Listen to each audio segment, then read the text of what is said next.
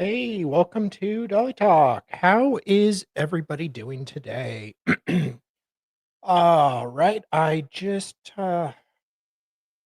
finished lunch and trying to get everything set up. I think I am all ready to start. Let's go. How are you, Scott? Dreambird is here. How are you? Louise and Paul. Let's go.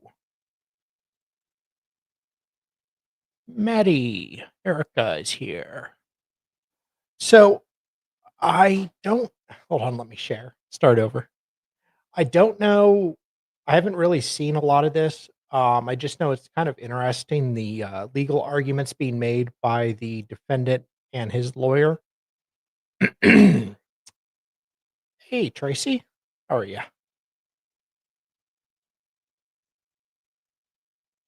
The so we're gonna take a look at this. It should hopefully be done today. Kind of a quick trial, and then I think we'll have another one Thursday. But yeah, this is out of Tennessee, Judge Wolf.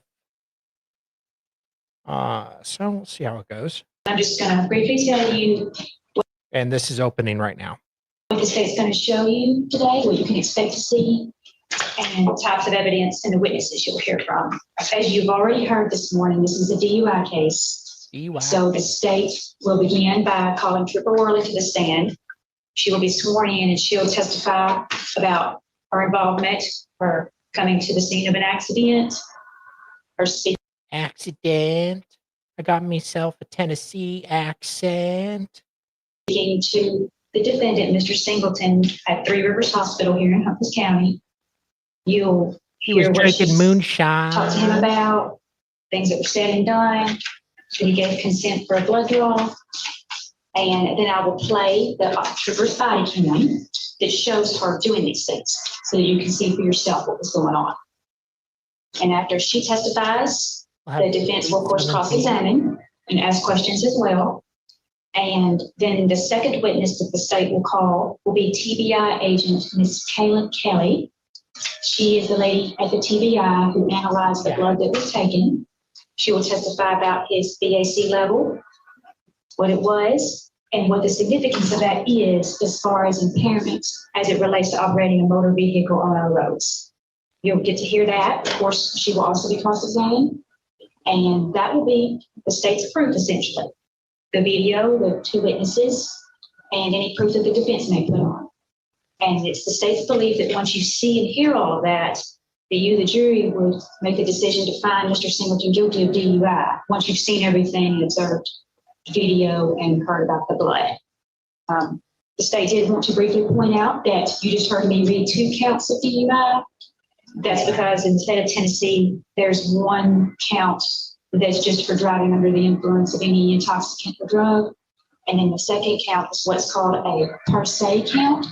It just means that if your blood alcohol level is above 0.8, then you can be charged with DUI. All that's required for that one is that your BAC, the blood alcohol level, be above that 0.08 threshold. If you were to find the defendant guilty of either one or the other or both, it would still only be 1 DUI conviction. It wouldn't be convicting him of 2 DUIs. I just wanted you to understand that. It's still 1 charge of DUI. Thank you, ladies. We're in Tennessee. Our jury instructions kind of backwards. I do, Your Honor. Would you like some sweet Southern tea, Jerry?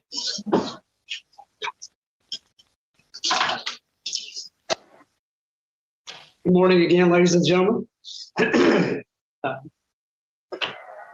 You all have already heard and been asked several questions as it relates to impairment, about what you might expect to see in a DUI case, and just in general how law enforcement investigates those cases. I would submit this is an unusual case. Further, I would submit this is a case about assumptions. Assumptions made by a trooper who never saw Mr. Singleton drive. You know what they say when you assume. Who did not investigate the crash scene, and who made a decision to charge someone with driving under the influence prior to leaving that scene, and a later statement by Mr. Singleton, an admission, if you will, of I had one beer. The evidence in this case will show that my client was involved in a single vehicle accident. That happens every day in Tennessee, often for reasons that have nothing to do with alcohol or drugs or impairment. People lose control of their vehicles for many reasons. And their bow. Wet roads, distractions, avoiding animals. Being drunk. Wait, no. Or even just Ignore a simple misjudgment behind the wheel. But instead of investigating what happened and caused the crash, the trooper made her mind up prior to any of those things taking place. The law in Tennessee doesn't say that having a drink equals impairment. The law in Tennessee doesn't say that a crash equals impairment. It doesn't even say that the presence of alcohol in someone's blood equals impairment. What it does say is that the state has to prove beyond a reasonable doubt that the person's ability to drive at that time was impaired. Which leads us to the key question in this case. Was Mr. Singleton impaired at the time he was operating his motor vehicle? You'll hear testimony that the trooper did not see Mr. Singleton drive. The trooper did not observe any field sobriety tests because none were given. The trooper did not detect the odor of alcohol. The trooper did not observe slurred speech. Despite all that, the trooper still read Mr. Singleton, Tennessee's implied consent law, and requested a blood sample. Good Lord. Not because of anything she smelled or observed necessarily, but because there had been a crash and Mr. Singleton was honest enough to admit to having one beer. Hey, bye, Franz. You'll also hear testimony that this blood draw happened hours after the crash, long after the actual driving occurred. And while the state may introduce a number showing a blood alcohol concentration above the legal limit, the evidence will show, the evidence will not show, excuse me, Hey, Irish. what my client's alcohol level was at the time that he was driving.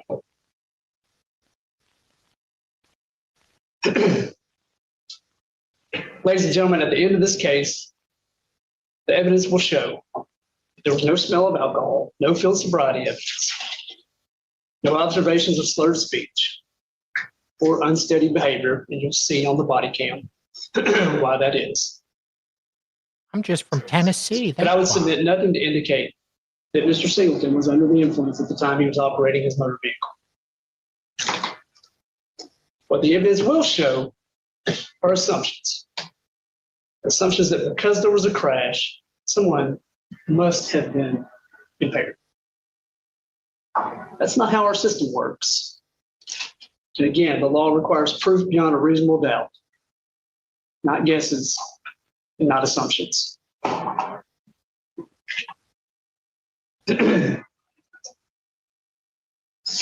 When you've heard all the evidence, I'm confident that you as the jurors will submit the state cannot carry that burden beyond a reasonable doubt that Mr. Singleton was impaired when this accident occurred. And it's your duty as the triers of fact to find the defendant at that point in time not guilty. That's not a request by me. That's not a favor. That's justice. Thank you, ladies. State may call your first witness. United States will call Trooper Worley to the stand.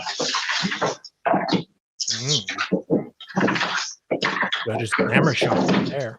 Steve, we're gonna go ahead and pass Okay. out no cans. I think we're back in the back. Raise your right hand, please. You solemnly swear or affirm that the testimony I give in this case shall be the truth, whole truth, nothing but the truth, so help God. Thank you. I do.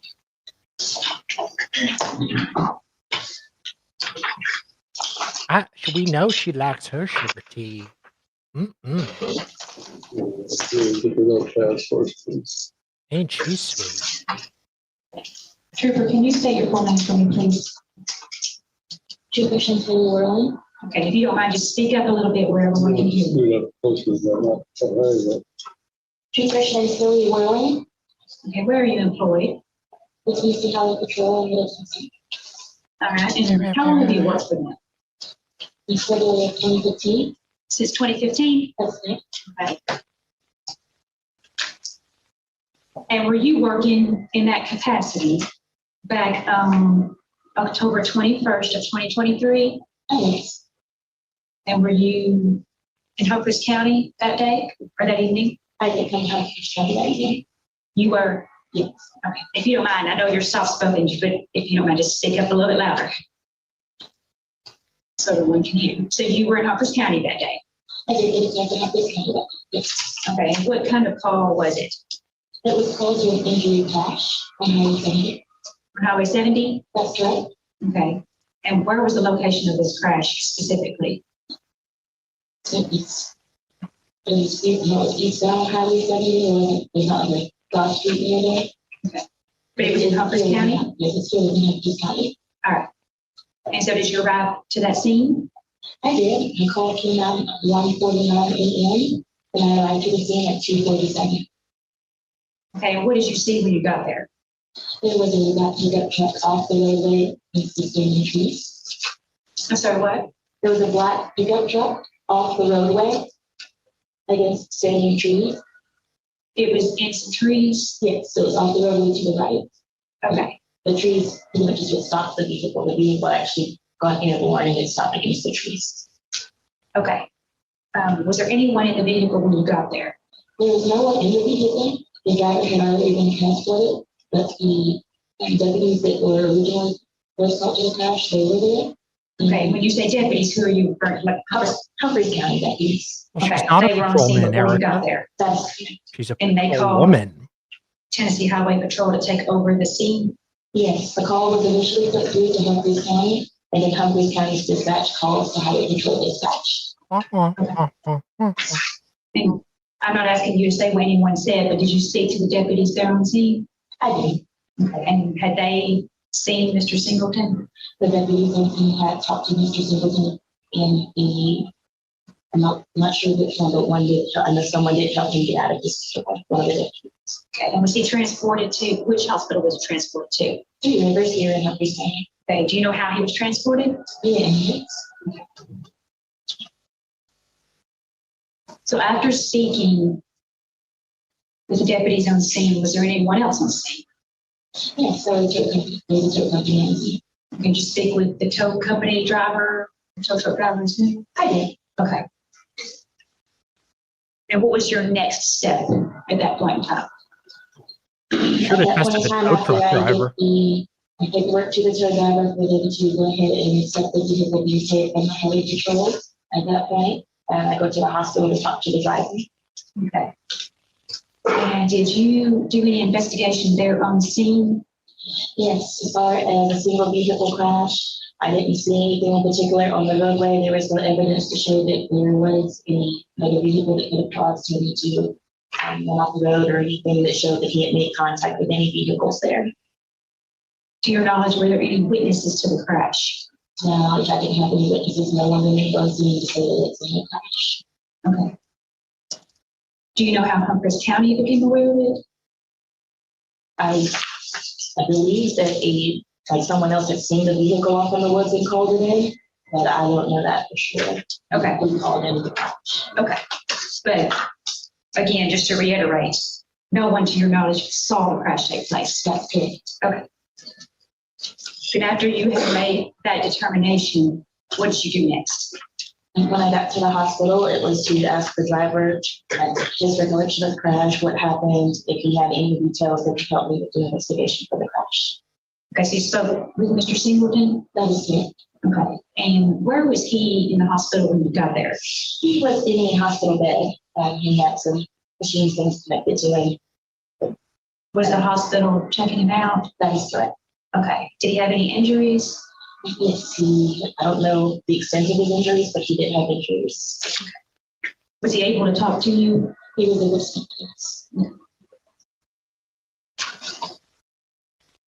So you spoke with Mr. Singleton, correct? I did.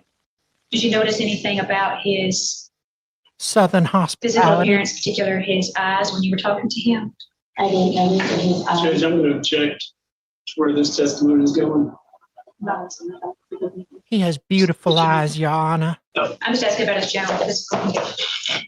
Well, obviously, I think we Stirred all my understand nether that regions. there's one particular type of testimony that we're not going to elicit from this witness without a jury out hearing. So, Mr. Boyd, that please. Yes, Judge, and I'm not asking you to get into anything. I'm just asking what you noticed or observed about him, his demeanor when you initially began speaking with him.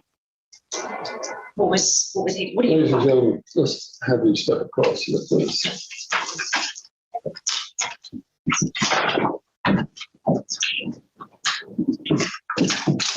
Why don't we come up here and have some moonshine?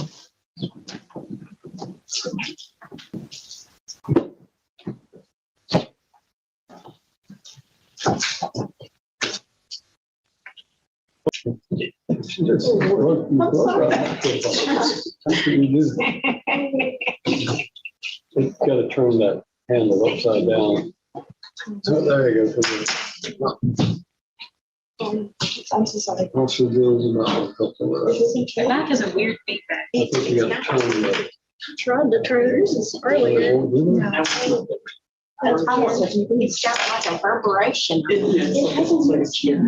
Yeah. Well, every time I say talking, Bill, they fixed the courtroom audio. But I have to have. It's been the case ever since. This was supposedly an upgrade over what we had before, right? Sheriff Davis, my good friend, has watched too many shows where they hold the microphone. Is this okay? Do I don't want to move it again? I don't want to touch it, but are we? You can almost, it's just like if you were on stage before me, you have to get right on top of the microphone. All right, Yep. you're Mouth right on making Please a don't demonstrate it. preemptory challenge to make sure, or an objection, to make sure that we're not talking about the stigma gaze. 100%. Trooper, I sent the jury out because there was a moment of, looked like to me, a momentary confusion. The law does not allow a person to testify about the stigma gaze test that you officers use unless you have been trained specifically and are qualified as an expert witness. Most of the time, we try to avoid any mention of that test to avoid confusing the jury. So I sent the jury out so that I could just instruct you. When the question is asked The of you, jury's from about Texas. his They're eyes, dumb as it don't is. start in saying, well, I gave him the stigma gaze test. Okay? As long as you do that, we're That was the only reason for the objection. That's, I was trying to we get, cut it off before. I was just trying to get down to. It's always better to be, I understand. And I should have His worded it. overall appearance is an issue that she can testify about, but it is not going to include any testimony regarding the stigma gaze test. Of course. So, Yes, all right, then let's bring the jury back.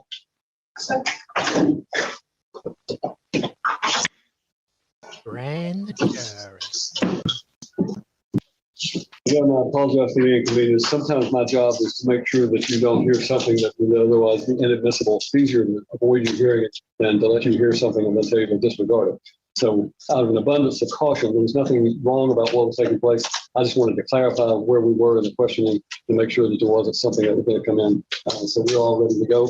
I apologize for the inconvenience, but you may continue with your examination. Thank you, Judge. Okay, I'm going to re-ask the question. When you initially saw Mr. Singleton, when you began speaking with him, how did his general demeanor seem to you? General demeanor is that for me at the time that he had been undergoing things about the crime, I was looking at his eyes, I didn't see a lot of the colors of his eyes were not green. He just been talking to him, but he was speaking more than most people would. When he asked a question, he would continue on talking about things that I hadn't actually asked about. Did he repeat himself when he was speaking with you?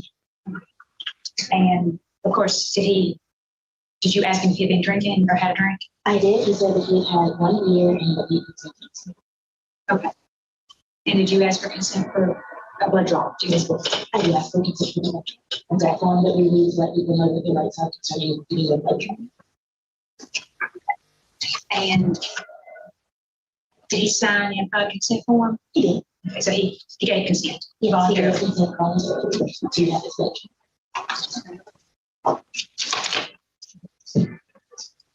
And once you got the blood, well, let me back up. Did you observe the blood draw take place? I did. Okay. So a technician from the hospital drew the blood? Yes, they came in, they drew the blood. We bring our own, troopers bring our own blood kits, it's a little small testing box. We get that information, we get the information of the driver's identity along with the blood kit to the blood draw. So we know that the implied consent was actually signed by the person who's on the line. Okay. And you observed that take place? That is, Okay. And then you put the blood in your kit, correct? That you were just describing? yes, we put the blood in the kit, and then after leaving the hospital, there's an evidence box in the box. It's only accessible by the evidence custodian to take the blood. So you did not access it after it was sealed. Okay. And then did you or someone at your agency take that blood to the TBI? That's correct. The evidence custodian comes around to each county, collects the evidence from the evidence box, and then they take it straight to the TBI office to be tested. Okay, and it gets dropped off directly to the TBI? Thank you. Do you recall when the blood was drawn? We got at 4:30 p.m. Okay. And I'm there, that's true. 21st. I believe you testified that this incident happened on October 21st or 23rd, correct? Yeah, we have a posted witness. Yeah. Is this a copy of your toxicology request form? Okay. And is that your signature where you signed to show that you had taken the blood, you got the blood, it's sealed and it's supposed to be sealed and ready to be taken to the TBI? That's correct. It's my signature. I'm sorry, what now? That's correct. That's my signature. Okay. If you could please pass that to the judge, Your Honor, I'd like to introduce those exhibit one. Yes, this is exhibit 1.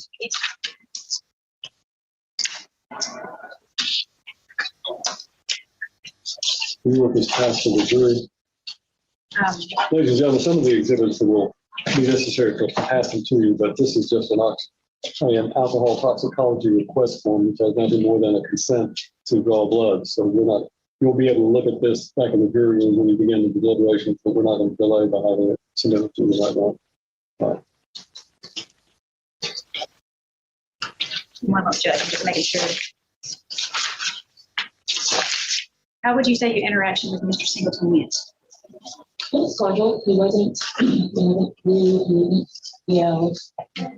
I didn't refuse to answer any questions. So he was cooperative? Yes. And did you perform any standard field sobriety tests, like the 9-step walk and turn, the one-leg stand, or anything like that with Mr. Singleton?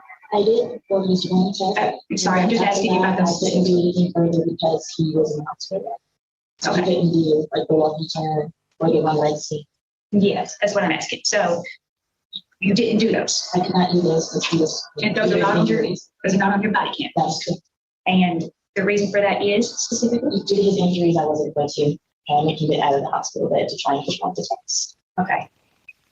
And was that for his safety more than anything? It's for safety. Sometimes people might think that they couldn't perform the test, but I would hate for someone to actually stand up when they're injured after a crash, a severe crash, and for him to possibly fall and injuries that could be. Okay. And are you allowed to not do those in those situations? That's correct. Okay. We don't want to have further injuries. Okay. And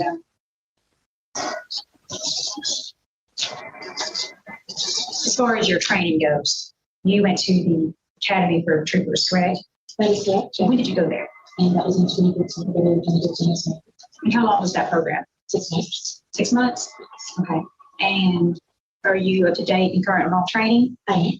Okay, did you receive training to investigate DUIs and potential DUIs? That is correct. And additional training also went to ARID program. The ARID program? That is correct. And what is that? It gives you a more in-depth investigation technique for determining that you were able to investigate DUI. So there's an original class that you go to for the Trooper Academy, and there's additional training afterwards if you choose. Okay. Did you make a decision to charge Mr. Singleton just because a crash had occurred? No, I made that decision after talking to Mr. Singleton and after seeing his condition and how he answers the questions. Hope you're well. Okay.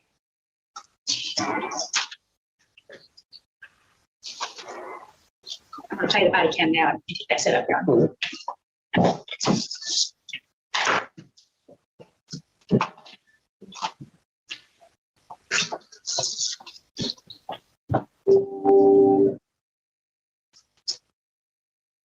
See, he does say control that Windows button and the G. Oh, and then if you look at there.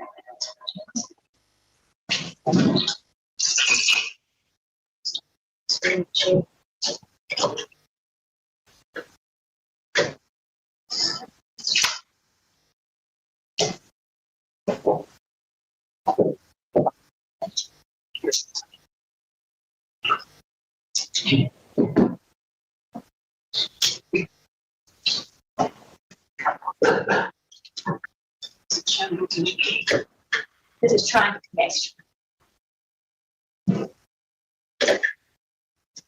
See, can I bring my back to what you as to show you what I'm saying?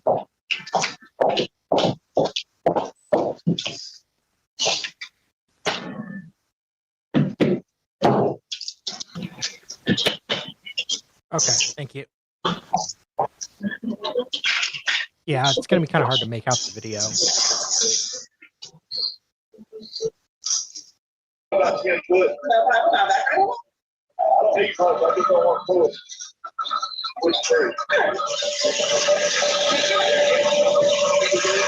Ugh.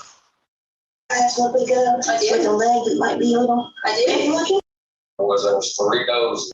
I have some. 510. That's right. Just it. Oh, sir. Yeah, thank you. So, Oops. So you spoke to Dave.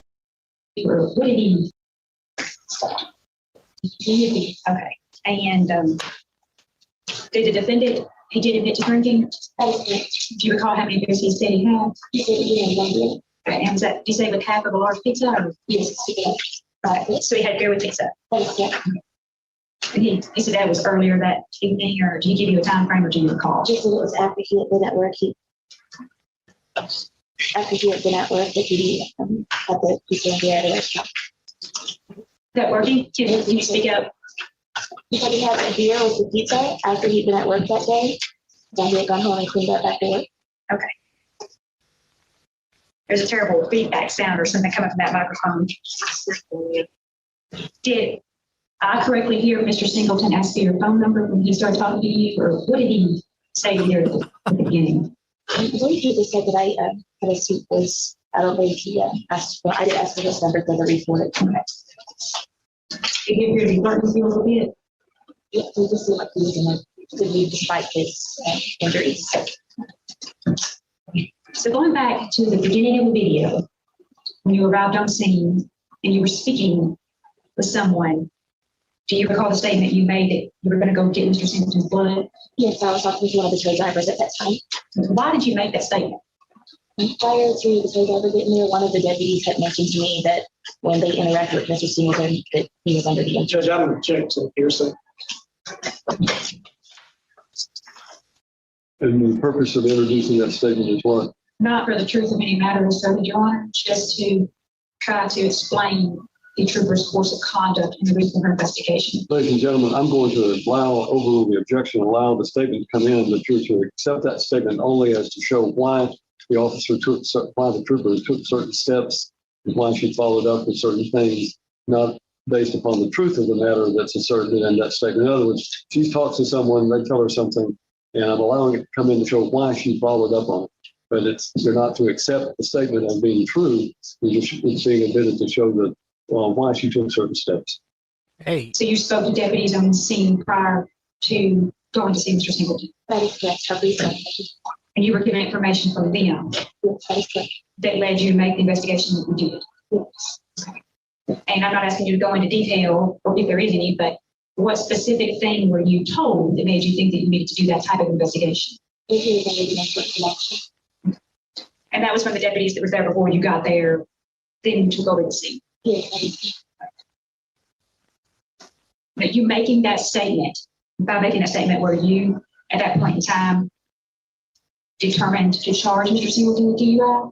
no, I was determined to make sure I investigated, talked to him to see for myself if he was under the influence. So you still plan to do an investigation? That's Your mind wasn't made up to charge him at that point? no, it was that. And you did do an investigation, correct? Yes, so it was my decision. I'll rephrase that, Judge. She's leading. I said, I'll rephrase that. Sustainability. Did you do an investigation? I did. My conversation with Mr. Singleton and observing his speech and how he spoke with me and how he continued to pretty much say more than I actually asked for. And his demeanor as all part of my investigation, considering he was not able to stand up and perform the standardized skills of ethics. So it was multiple things that led you to make the decision that you did. Yes, multiple different oh, factors. thank you. Okay. And why did you make the decision to ask for his consent for a blood draw? Part of the decision was his speech. Part of it was the conversation itself. There's partially his eyes at the time and also his demeanor Just and be his statement that he said that he had had alcohol and it was 1 beer that I knew alcohol was in his system and that I needed to find out the level of the alcohol. And do you recall what his blood alcohol level was according to his test? Yes, 0.11. Okay. No further questions, Judge.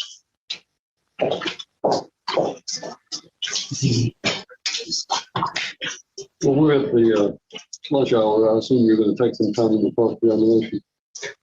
Yes, Judge. Ladies and gentlemen, we're going to go ahead and take a lunch break. I'm going to see if we can get a better microphone working up and when they do. Is it coming This in here, there? please. Maybe. That's the problem is that this is the worst audio system in all of the 5 counties, I think. So, but we'll deal with how we have to. So, ladies and gentlemen, let's take a lunch recess until, let's take it until 1:15. If you can get back at 1:15 and come into the jury room, that would be great. So if you'll go ahead and step out, please. Yee. All right, is there anything we need to address before we bring the jury in and start the cross-examination? Oh, look at him rolling around the courtroom. Call it my Prego brain, whatever. Prego brain? But I meant to introduce that in client consent form as exhibit, and I already sat down and said I was done. So I asked him if he'd be okay. We will let you reopen your proof to deal with that. That's all I want to do. I don't want to ask anything else. Okay. All right. Then let's, when we bring the jury in, we're going to have, we'll have Ms. Worley back on the stand and let you just reopen your proof to make that an exhibit, and then we'll let Mr. Atchison begin his caffeine fuel cross-examination. Try and get her phone number for his client. So I'm not even on. So all of that was for naught. I turned it off so that you can say the batteries. We need to have those jars you see at the markets that have the face. We need to have your face on one of those jars, Edie, and have it say, please contribute to us a better sound system in this courtroom.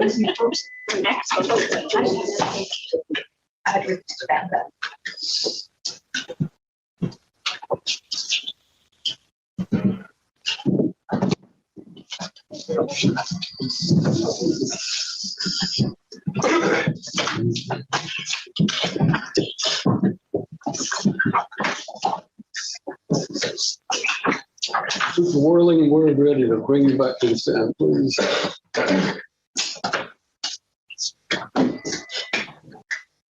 Yes, So I'm Judge. sorry, you're going to reopen your proof. Go Yes, ahead. Judge, if I may. Trooper Worley, I did have one last question for you. You Do you read an implied consent form to Mr. Singleton, correct? I did. Okay, you got him sign that, correct? That's correct. Okay, you may approach. You may. She came that close to not introducing the signed form. Oof. Can you identify that document? Intimacy implied consent form? Okay, and is that Mr. Singleton's signature on there? Yes, ma'am. And you watch him sign it? That's correct. And he's just given permission for his blood to be drawn, correct? Yes, ma'am. Okay, if you don't mind, please pass that to the judge. You're about to enter that as exhibit number All right, 2. mark it as exhibit 2. Thank you, Judge. No further questions. Right, now, Mr. Atchison, you ready for cross-examination? I am Judge. Yes, it's a 9-hour live. Hello and stop stalking me. Good afternoon, Trooper Worley. Definitely. How are you? Pretty well, do that. Better than I deserve. I apologize.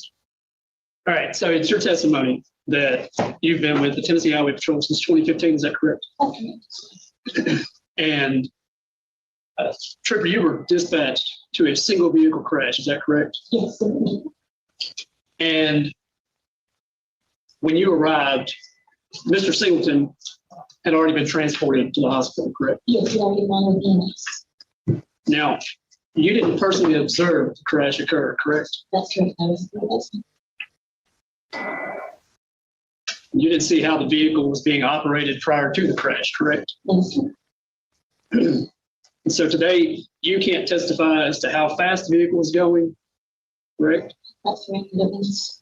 Or what driving maneuvers may have happened or did not happen, correct? That's correct. I didn't know. How he was That driving. woman chat. Look at me. There's also your testimony, there were no witnesses to the crash, correct? That's correct. No one said Correct. that afterwards. Told me that they were with us. And after you arrived on scene and then after your subsequent trip to the hospital, no witnesses came forward. No, You I didn't- didn't worry about it.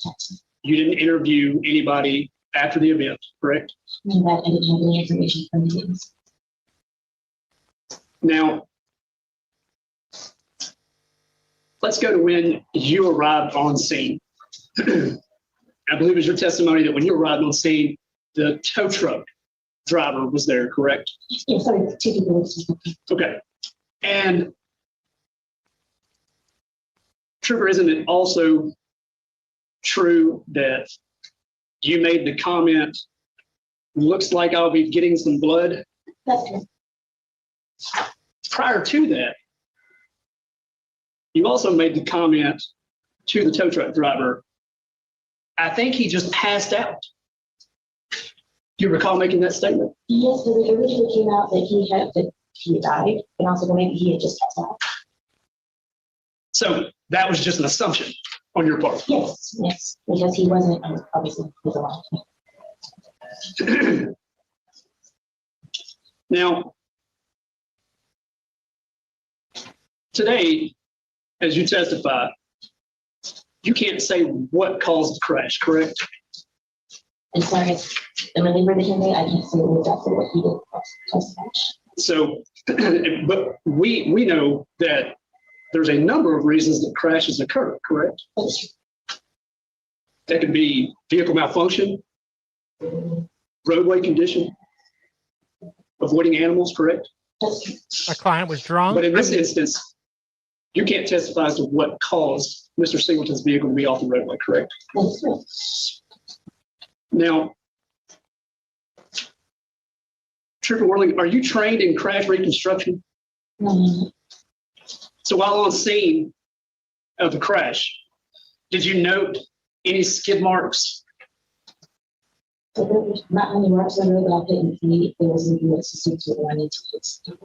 All I could see was part of tire marks in the grass, but that was after the vehicle had already been airborne.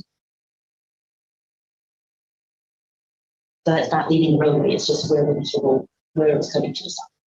Now, when you say airborne, did you reconstruct this crash to in fact determine, what do you mean by airborne? So the road is up here. There's like a slide. There's pretty deep embankment right there. Where his vehicle went off the road, there were no tire marks showing that it went down. He had the the actual Dukes embankment, so the Hazard vehicle car was and it actually in the offended air. me. I So called it racist. there was no evidence showing that the vehicle just went off the road a little bit and then slid down.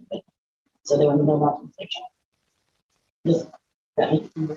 So the vehicle had to have been in the air to not leave any marks in the grass. I understand that part. Is that not just the lay of the area right there? I mean, is that a pretty big ditch right there? It's a pretty, it was sensitive. Had the vehicle not been airborne, it would have left a trail from the roadway to the trees.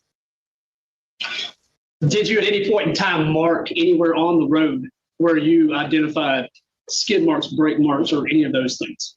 No, Just but I was my looking back at their underwear. tags, actually, to this. Now, I believe it was your testimony that you stated you had not made your mind up before you made contact with Mr. Singleton. But you did, in fact, make the statement that I'm going to go get some blood. And it's also determined when I get there and talk to the individual if I feel like I need to. So I had a right to go to the hospital and conditions were different. I didn't feel the need for the blood, but I wouldn't have time to consent. And I wouldn't have drawn the blood.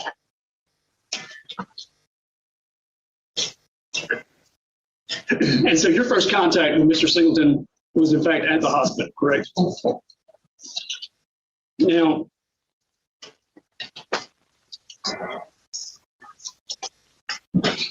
we'll fast forward, just like we did in the video. When you first arrived at the hospital, who was the first person you had contact with? I'm not sure if she was a nurse or. Was it a hospital employee? Would that be safe to say?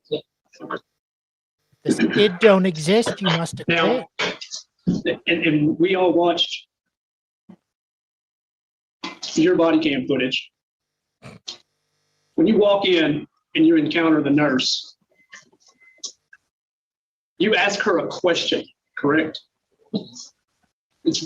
We don't really hear it, but we see your hand movement, correct? Yes. Did you in fact ask her if Mr. Singleton was impaired or had been drinking? I don't know my correct exact phrasing of it, but I was asking if he had shown any signs to her. Again, not necessarily directly part of your investigation, but what someone else might perceive of Mr. Singleton, correct? Yes. So it was just something I do pretty much every time someone goes to the hospital to see what they observed in my absence. Trip Whirling, are you familiar with how that relates to HIPAA or any other consents that may be affected with you asking that question? I do not, but she didn't answer. They gave me. And so when you entered the room, Mr. Singleton was laying in the hospital bed, correct?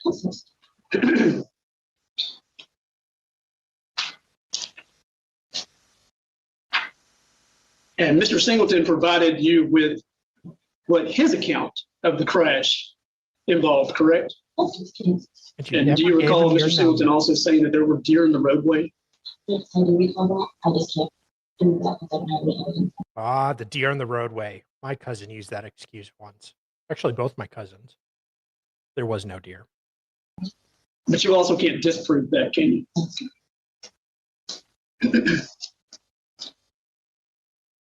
And Mr. Singleton immediately starts talking to you, correct? Yes. Yes. Very good to see. People really, excuse me, sir. You married? You have children? Your children ever misbehave?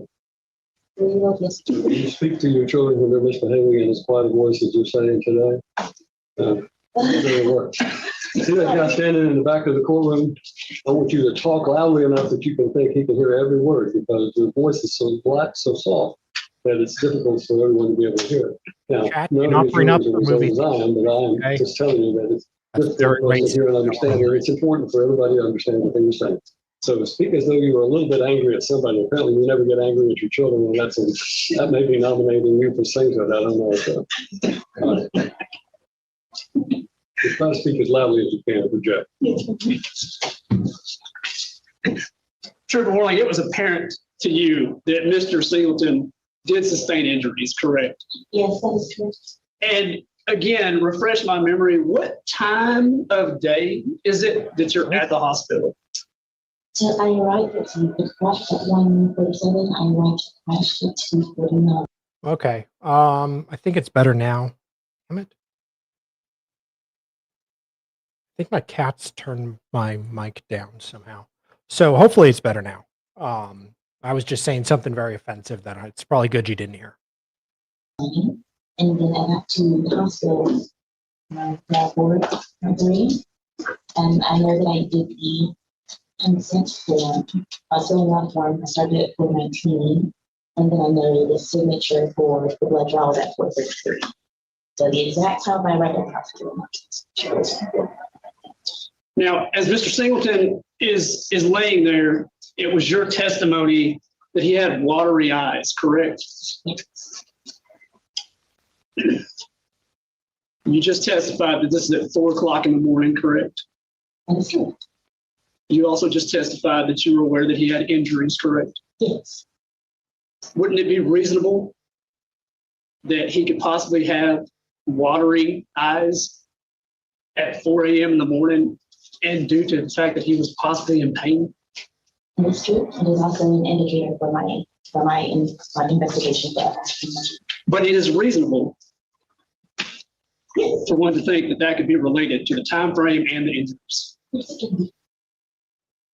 Now, you testified that Mr. Singleton was cooperative, correct? Yes, he didn't refuse to answer any of my questions.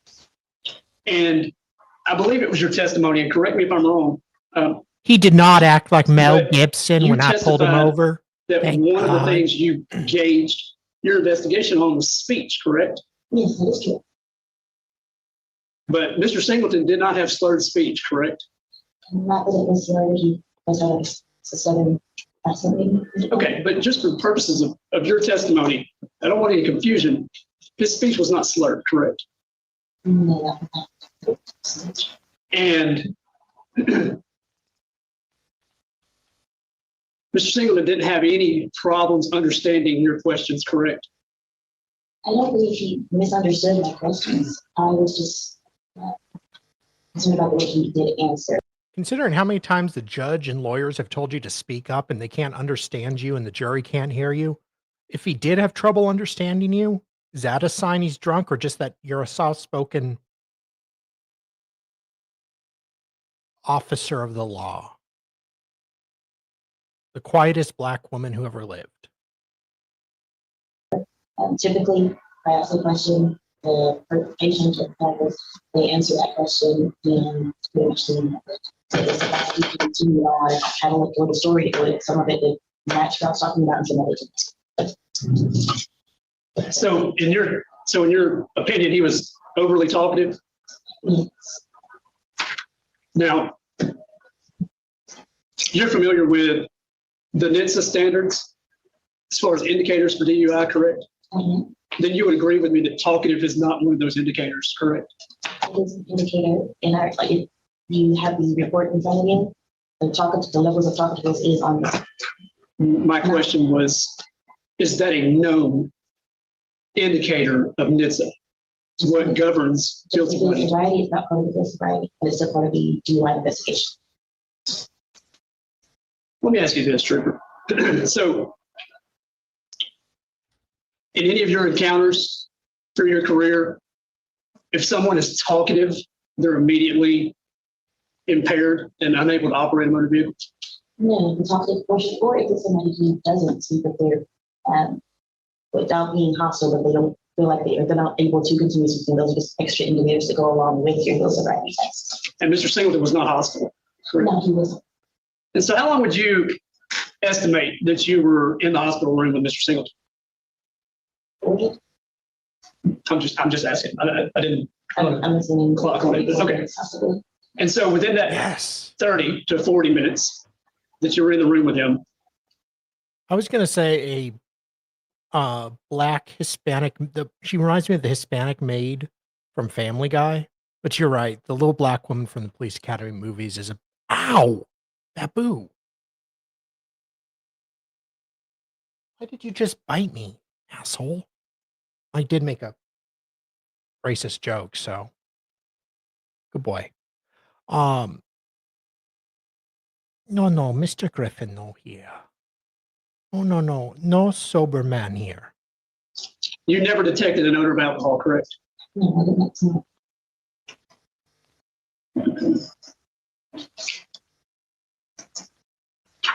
And I believe it was your testimony that due to the fact that Mr. Singleton was in a hospital bed, you didn't conduct any standardized physical sobriety tests. I didn't conduct any disability tests that required him to be physically stand up or to have to walk. And you would agree that those are commonly used to determine whether a driver is impaired, correct? Yes, those are part of those questions. You yourself had no observations of him walking prior to or during that encounter with him, correct? We'll get Babu's shock collar. And based on your body cam footage, there were no coordination tasks asked or required of Mr. Singleton, correct? Yes, correct. Are you familiar with some of those coordination tests that I'm speaking of? Yeah. But you didn't ask him to do any of those, correct? No, you can't have those if you don't have the 3 first tests. You can't have the alternates. So based on that response, then you would agree that your only indicators up to that point were watery eyes and Mr. Singleton was overly talkative, correct? I had other indicators. I personally had other indicators, but I don't believe I can speak on those. Ladies and gentlemen, step across the way, please.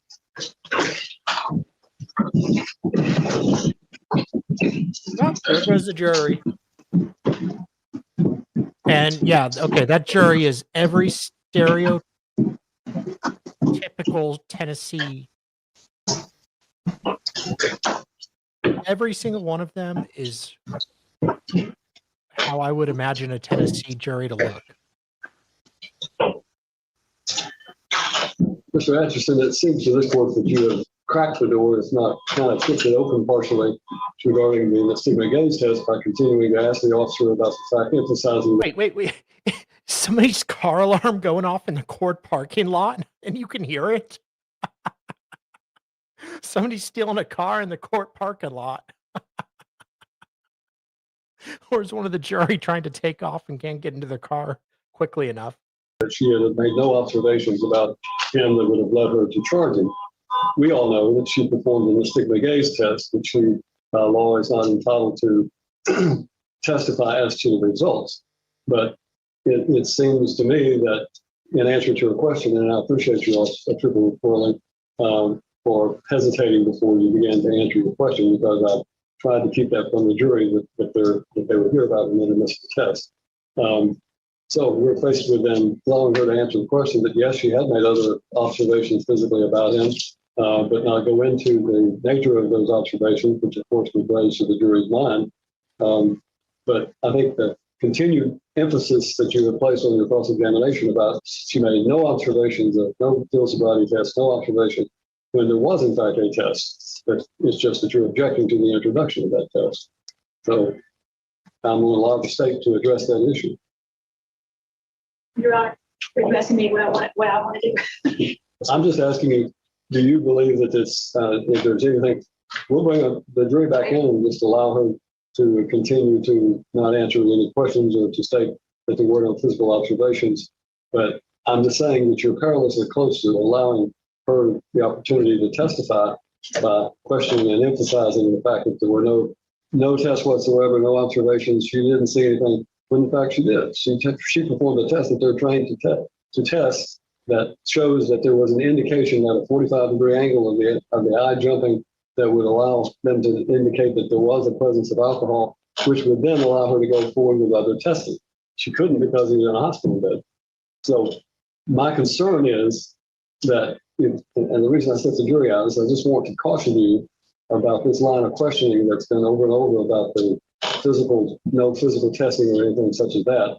And if it continues down that way, then it seems to me that the state would be, entitled to particularly some form of question about her having another test because I think she's already said that once in her direct examination that there was a test that she performed, but she didn't go into it. So.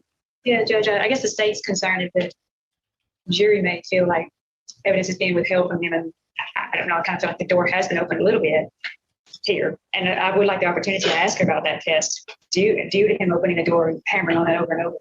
But Judge, I'm just concerned about that now. I don't think that I'm basing those questions off of her direct testimony and the fact that what she's testified to is the only direction that I've went with that line of questioning. Well, that's not exactly what you said. There was you just say so the only things you observed were you didn't say the only thing you testified to. You asked her the only things you observed and the only basis you made a decision on were this, and you're omitting what she actually did base her decision. But Judge, you've already ruled on that. Pardon? But you've already ruled on that. You opened the door. And I've already ruled on the stigma gaze test. Correct. Yeah, I mean, and it is inadmissible unless With she's the gaze properly trained. There's a difference between admitting it as substantive proof in the state's case in chief and the door being open to allow them to testify, allow this witness to testify. Yes, there was another test, within the court instructing the jury. There was another test that she relied upon. However, it was required for it to be introduced as substantive evidence, training that this witness does not have, and therefore I have excluded that evidence. But there was another test that she relied upon. The implication that you keep asking her is that she didn't have anything that she was basing this decision on. And I'm just saying, from the state's perspective, and I don't care one way or the other, but it seems to me that, in fairness, that because you have reemphasized the fact that these are the only things that she considered in making her decision, that the state may have an argument that allows them to try to raise that issue. So. Judge, I would like to be able to raise it redirect, I guess is what it would be. But she did. I wouldn't have to go into it painstakingly. I wouldn't have to show the video, but I could ask her, you did do an additional test, and ask her what the test is, if Your Honor would allow me to do that. And Your Honor could make that clarifying instruction to the jury without not being substantial proof. But I just feel like she's kind of being made to look like she just barely did anything.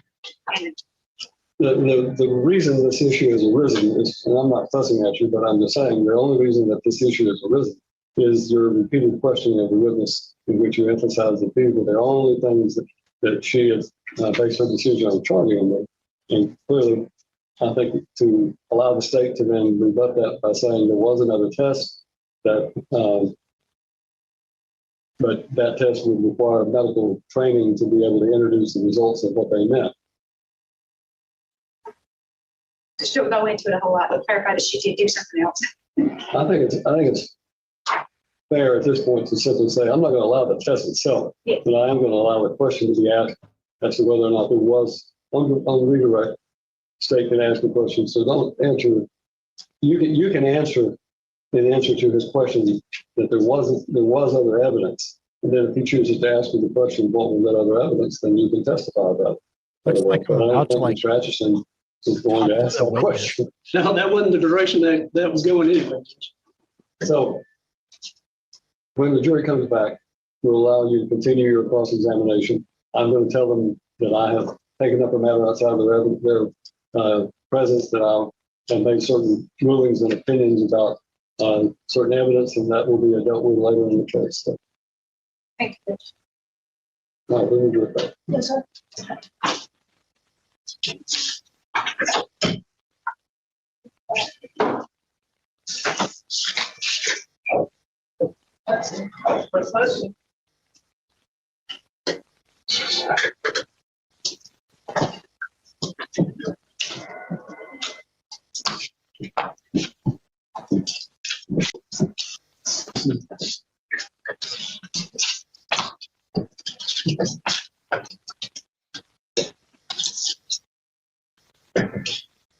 You're back.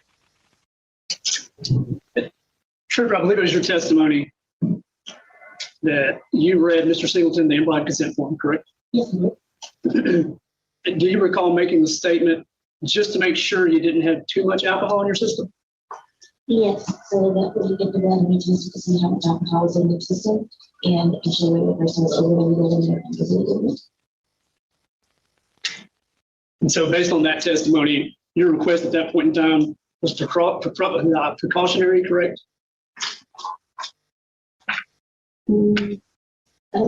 Precautionary. It was just as a way to explain to the driver like what the test.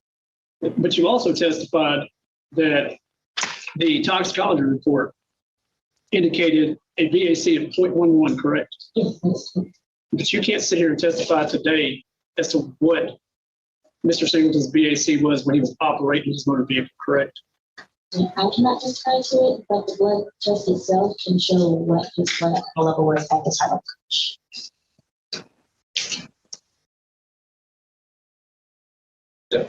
Just to clarify, the blood result is going to show what Mr. Singleton's VAC was when it was drawn, correct? Yes, the test results show what his blood level, what alcohol level was at the time it was drawn. Correct. The test has I don't know the formula for it, there's a formula that shows how much blood was in that first resistance previously. But you can't testify as to what his VAC was when he was operating his motor vehicle, correct? No, Trooper Worling, do you read implied consent on every crash you investigate? on every crash, only ones where I think the parent is involved.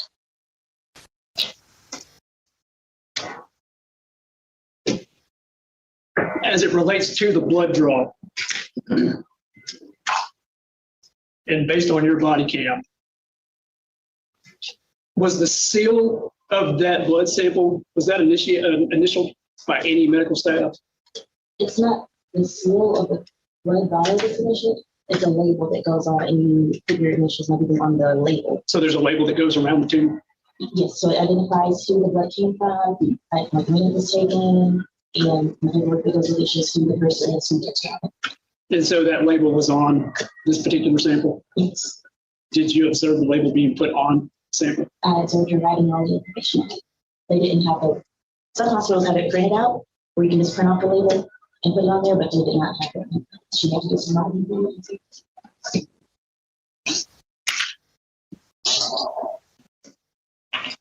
And just for clarification purposes, it's your testimony that you did not determine a specific cause for this crash, correct? That is correct. I could not say that he crashed because of sick. And you agree with me that the blood test result only shows concentration of alcohol at the time of the draw and not at the time that he was operating his motor vehicle, correct? The blood test result shows what it was at the time of the trip. Correct. No further questions. You're right. Yes, Judge Bree. And Trooper, Mr. Atchison, he asked you about different things that can cause someone to crash on the roadway, correct? Yes, Would it be true or accurate to say that driving while impaired can also make someone crash or contribute to someone crashing as well, correct? yes, that's correct. So it's one of the possible reasons, not a many. Going to what you observed about Mr. Singleton prior to asking for consent for a blood draw. You testified that you saw his eyes were watery, and I believe on direct you said they were bloodshot too. Is that correct? Yes, Okay. And you said he talked a lot. he did. Did he repeat himself a lot? He repeated himself. He spoke more than I expected him to. I would ask something that would kind of have a little reserved scope instead of just a continuing question. And is that one of the things that you're looking for as far as clues that someone may be impaired? Could possibly be? Yes, yes. And then, of course, he admitted to having beer earlier that night. That is correct. So we had a beer with seats. And then you testified on cross that you did do a test on Mr. Singleton, correct? Yes. Okay, that would have been on his eyes. That's correct. Ladies and gentlemen, let me interrupt the state for a moment to explain something. During your absence at one point, there was an issue that was arisen. There is a certain type of test that officers use in the field sometimes to test someone's vision And that, helps them to determine whether or not they need to go further for an evaluation of someone's intoxication level. In this particular case, it's my understanding that there was such a test, and that's the test that was referred to. That test, in order to be introduced as substantive evidence in a trial, requires someone who has medical training to be able to explain why that test reflects what it does. This officer, the trooper, we've had a pre-trial hearing in which I excluded that test because she does not have the training to introduce the results of that test. So in fairness to both sides, the state is allowed to ask her, was there a test that she relied upon to make a determination to go further? And I've allowed that question to be asked, even though the results of that test are not admissible in this court. So you may consider that only as to whether or not she was answering truthfully about the matters that went forward and why she went forward with her further testing or request for a blood draw. But you cannot hear the results of that test or even the type of test it was. But there was a test that was given, and according to that, I've allowed that question to be asked. So I apologize for the interruption, but I wanted, and that was done over the the defendant's objection. He objects to the idea that even the mention of that test should be made, but I've allowed it because of the line of questioning about what was she relying on before she went further. Thank you, Judge. And as the judge stated, you haven't had that specialized training to be able to talk to the jury about that, correct? That's correct. I Okay. haven't had any medical training on that. But you were trained to do it in the academy. That's part of your regular training. Yes, that test was something that we had training for, not just only training, but also in E-Right. And it's a part of the sobriety test. Okay. And that was one of the things that went into your consideration of needing to go forward with a blood draw, correct? That's Okay. So to sum up, there was the bloodshot, watery eyes, the extreme talkativeness, and that as well. Okay. All right, I don't think I have any other questions, Judge. Which one?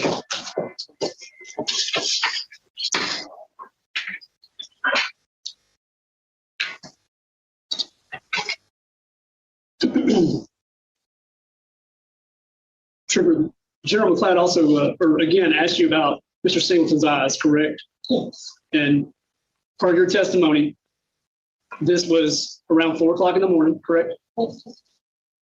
He had been in a crash, correct? Yes. He had injuries, correct? Yes.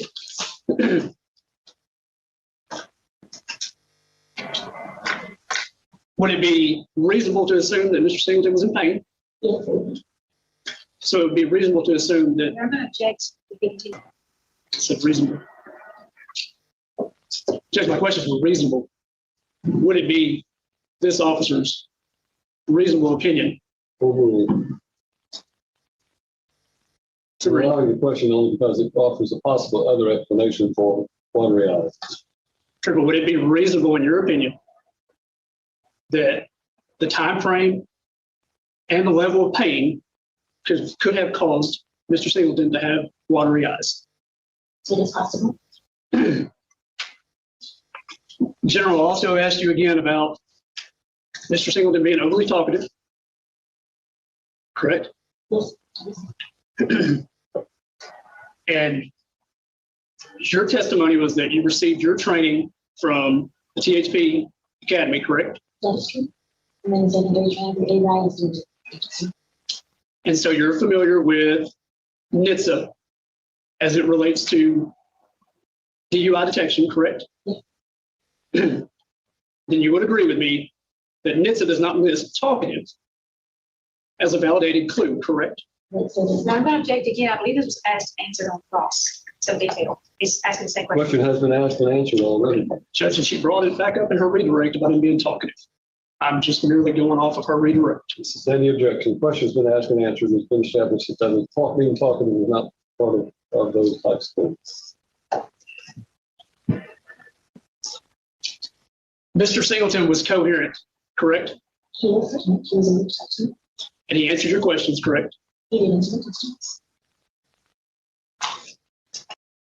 Trooper, in your reasonable opinion, someone that had just been involved in a crash, would it be reasonable for them to be nervous?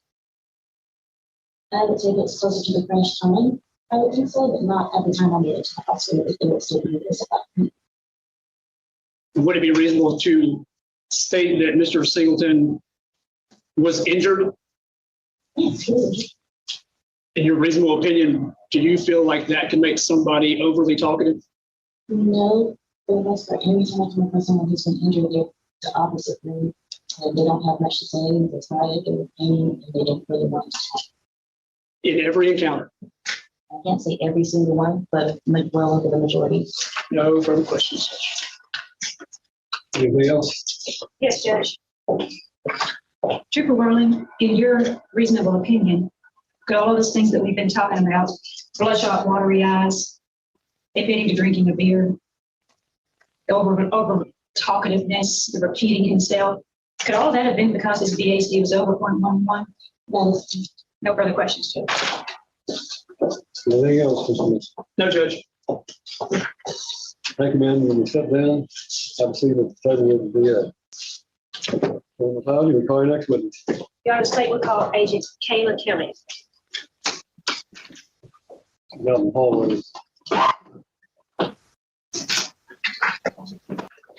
Agent, you'll come around here, please.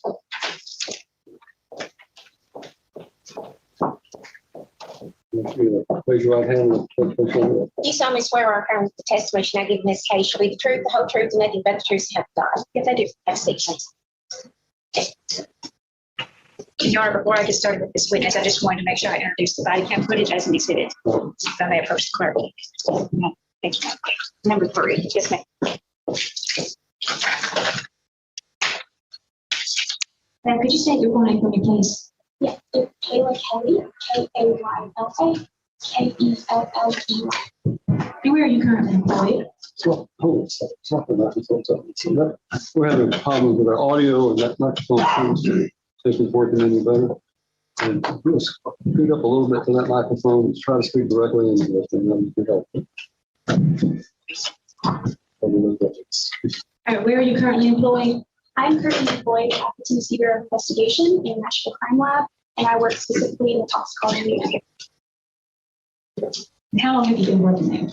Almost 3 years now. All right. And you said you work in the toxicology unit? Yeah. And what is it that you do there? So my main job duties is I will analyze biological fluids such as blood and urine for the presence of alcohol and other intravenous substances. I'll report my findings and I testify based on these reports. And where did you get your education? I went to Austin Peay State University, where I graduated with a Bachelor's of Science in Chemistry with a concentration in forensic chemistry. And when did you graduate? In 2012.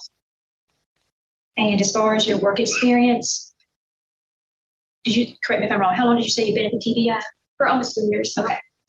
And did you attend any sort of technical training once you joined the TBI that would enable you to be able to do this job? Yeah, so once I started at the Tennessee Bureau of Investigation, I went through an extensive training program that lasted a little over 6 months. Within that training program, I had to perform different competency tests where my training officer would basically test me. She would give me a sample where she knew the concentration of the results, and I would perform the test on it and report those results to her, and I passed those successfully. I also gave multiple presentations while I was in training. Those presentations included talking about the instrumentation used as well as the methodology, and then specifically pharmacology and how alcohol affects an individual while operating in the vehicle. Okay. And did you do specific courses on the effect of alcohol as it relates to driving motor vehicle? Not in my collegiate career, but after I completed my internal training at Tennessee Bureau of Investigation, I was able to attend a course called the Robert F. Orgenstein course on alcohol and highway safety. It's a week-long course that toxicologists will go to, and they learn more about how alcohol affects the body and how that can affect somebody's ability to operate a motor vehicle. Okay. And you also did an alcohol field sobriety study with Tennessee Highway Patrol? Yes, I've done multiple, we call them either wet labs or drinking studies. And I worked with the Tennessee Highway Patrol a few times where I both participated and observed. And I'm going to that's where skip new cadets will go to. nonsense CV. In this specific case, it was hand delivered and it was dropped off inside the laboratory. Inside the laboratory, we have what we call a blood alcohol kit drop box. It's very similar to like a post office box where you go to put in a box, you close the lid, and you open it, you can't retrieve it anymore because it's dropped down into the base of the box.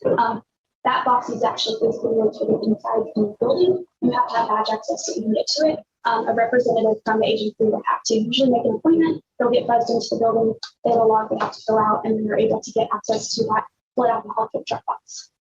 Once the kit is dropped into the drop box, only evidence technicians that have been properly trained in accessioning or logging in these blood alcohol kits have access to that box. And once it's been dropped off, is it kept in a secure storage location until you go to access it to test it? Yes. So once the evidence technician is ready to retrieve the box from the blood alcohol kit drop box, that kind of starts the chain of custody process at TBI. And they will, once they log it in, the first step they'll do is they're following all their policies and procedures. They're going to first open up the kit one at a time. They're going to verify that the information on the blood tubes match, which is what's on the request form themselves. They're going to take a picture of the blood tubes. All the information on the request form, the blood pictures, will be entered into our internal enrichment system. And once they do that, that actually starts the chain of custody. As well, it gives a unique laboratory ID to the case itself. And then that case number is kind of what we tracked throughout the process at TBI. Okay, and so and as you testified, you did the test on this particular vial of blood, right? Or vials? Yes, that's Okay.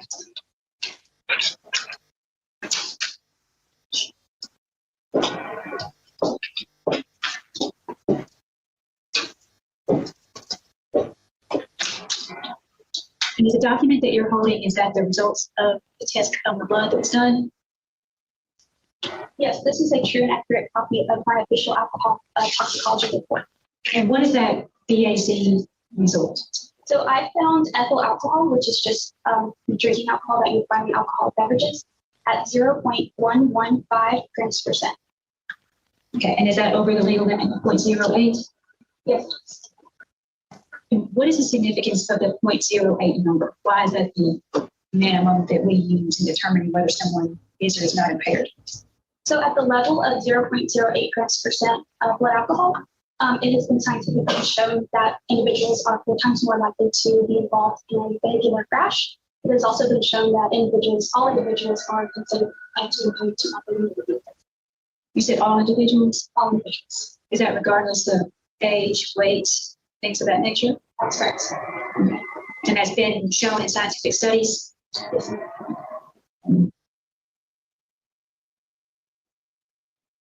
Can you just tell the jury a little bit about how the presence of alcohol above that 0.08 would negatively impact a person's ability to safely operate a motor vehicle?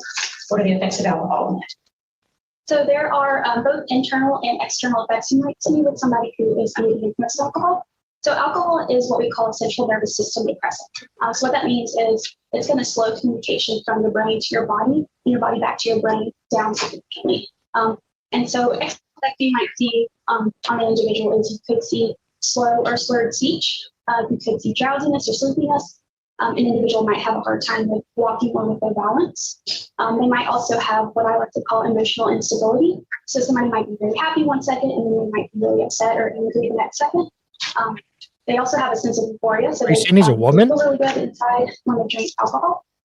Some of the internal effects, though, that you might have with drinking alcohol is you could have, you will have issues with your reaction time.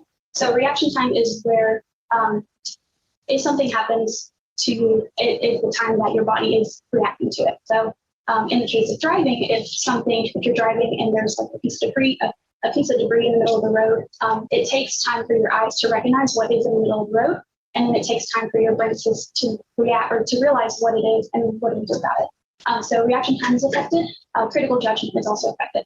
And so let's say we use that. For instance, debris in you the middle might of the road. think I look Okay, now what good do at we do 2 about it? a.m. Do at the we hit the bar, brakes? Do we and I wake swerve? up Do we try to swerve left? Do we swerve right? Do we have oncoming traffic? Is there a ditch to the right? So all these effects that you're trying to calculate really fast is all being slowed down because of the central nervous system depressant.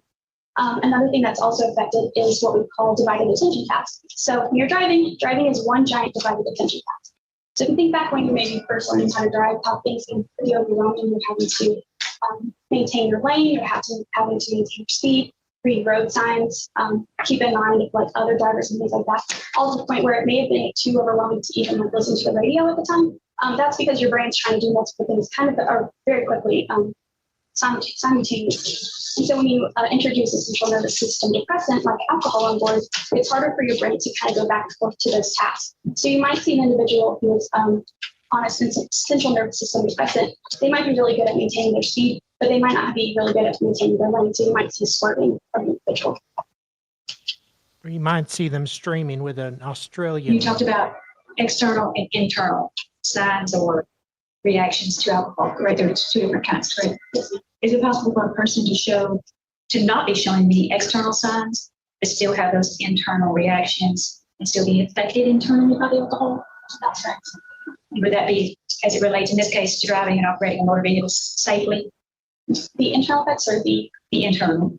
yes, the internal effects, even if you don't see any of those external effects that I was talking about, those internal effects of the critical judgment, the reaction time, and the divided attention tasks would still be present. And could impact one's ability to safely operate a motor vehicle. Correct. That's correct.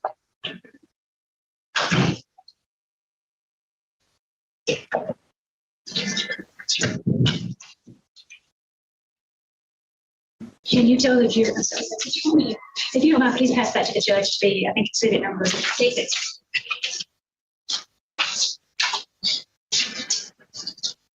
Could you tell the jury the average number of drinks it would take for someone to get to that 0.115 level? Me?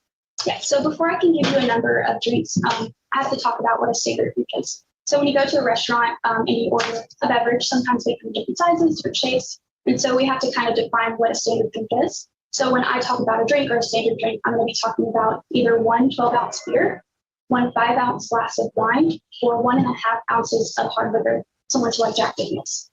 So to get to a 0.115 grams percent of alcohol, it would take anywhere between 5 to 7 drinks. Is that for a normal person, or does that change a little bit based on height, weight, age? Yes, I did forget. I'm so sorry. So I have to also assume an average individual. And what an average individual looks like is a healthy 150-pound person. This would be somebody who is completely fasting, so they don't have anything on their stomach, and they're consuming all of these drinks within a 15-minute time frame. And so if you adjust any of those variables, the time, the weight, if there's food on their stomach, it's going to increase the amount of drinks that somebody has consumed to get to this level. So if someone was eating food, they would need more drinks to get to 0.115, not less. It's possible, yes. So would it be possible for someone to get to a BAC of 0.115 from having consumed one standard alcoholic beverage and also eating food at the same time? For one standard alcohol beverage to get to a 115, it would not be possible.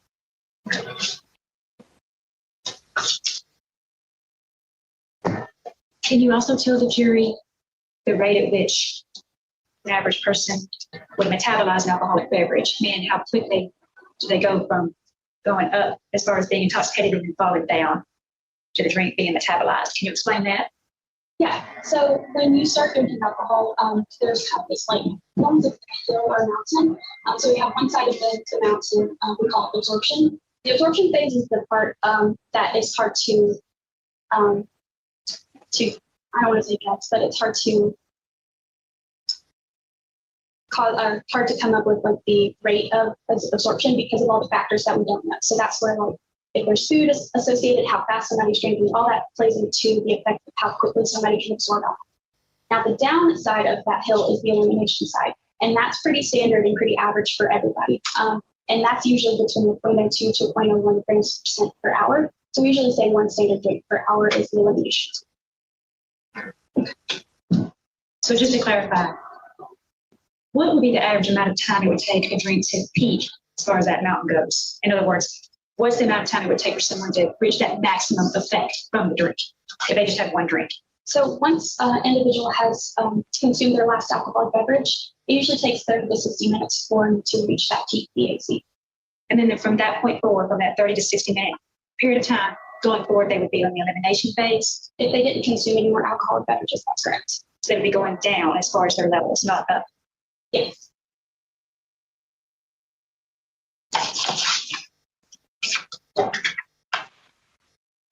So in a situation where someone had been in a wreck, say at 1:49 a.m., and their blood was not drawn, until 4:33 a.m.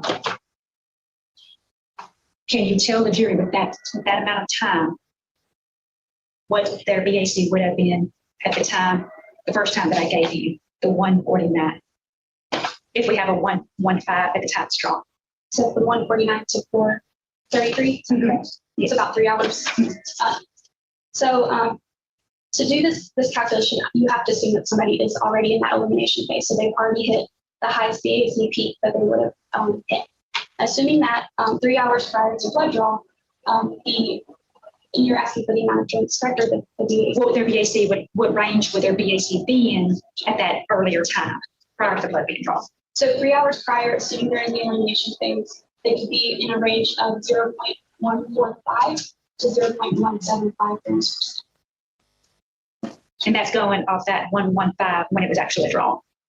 Since you have that amount at the later time, you can work back to determine that amount. Yeah, I'm using the 0.415 reported value that I have, and I'm using a calculated range to kind of estimate what it could be 3 hours prior to blood draw. And that's assuming there were not any more drinks consumed between the two time periods, correct? Yeah, so like I mentioned, you have to assume that somebody's in elimination phase, and that means they cannot have consumed any more alcoholic beverages after reaching BAC. No further questions. Interesting, the cross-examination.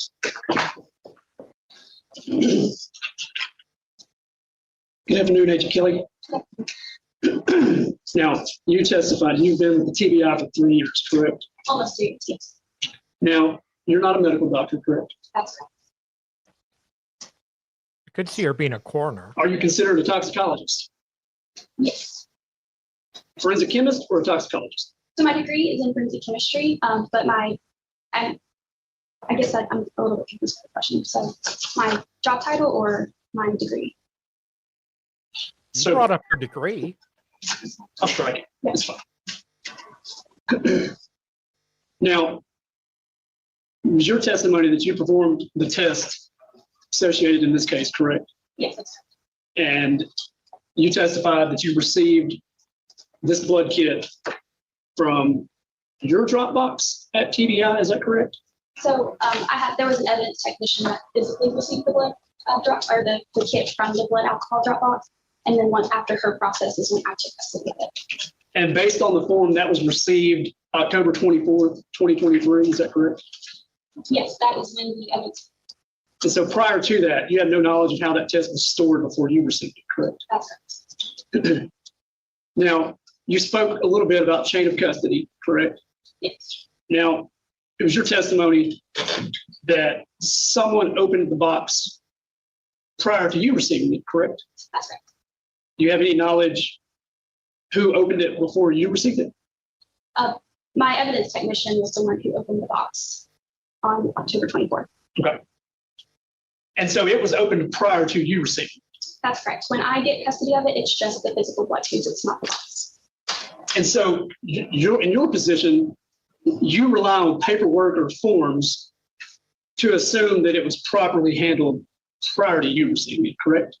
Yes, our evidence technicians will follow the policies and procedures and document as they go. And so you don't have any knowledge as to whether the sample was refrigerated prior to you receiving it or at any point in time in transport or storage? Before TBI, I don't know, but once it's received from the blood alcohol kit drop box, it is refrigerated. Okay. So I guess my real question was, so you have no knowledge as to what temperature it was stored at prior to you receiving it? Prior to getting to TBI, yes, that's correct. If a sample is improperly stored or delayed, can that affect the results? It could. The blood tubes that we specifically send out to agencies is that grade top tube, and they have a very specific anticoagulant and preservative in it. That preservative is actually really good at maintaining the integrity of the sample. But you don't have any knowledge whether that particular portion was done during this blood draw, correct? You weren't personally present when Mr. Singleton's blood was drawn at the hospital, correct? That's correct. And so this anticoagulant you're speaking of, what generally kickstarts that? or what starts that in order for it to preserve the sample? Let me know if I don't answer your question correctly, but so once the powder inside the test tube is already in the tube, and then once the blood is added to the tube, the nurse or phlebotomist will usually rotate the tube, and that is what mixes the preservative anticoagulant into the blood. And you have no knowledge as to whether that was done on this one, correct? Yeah, I wasn't there for the physical blood draw. That's fair. Now, and correct me if I'm wrong, but I believe your testimony was that every person is impaired at 0.08. Is that correct? And you mentioned scientific studies. What studies? So there is a study called the Grand Rapids study. I don't have the physical paper with me, but that's one of the large studies that was used to help determine the 0.08% limit that was selected for the federal law. But you don't have a copy of that study with you today, correct?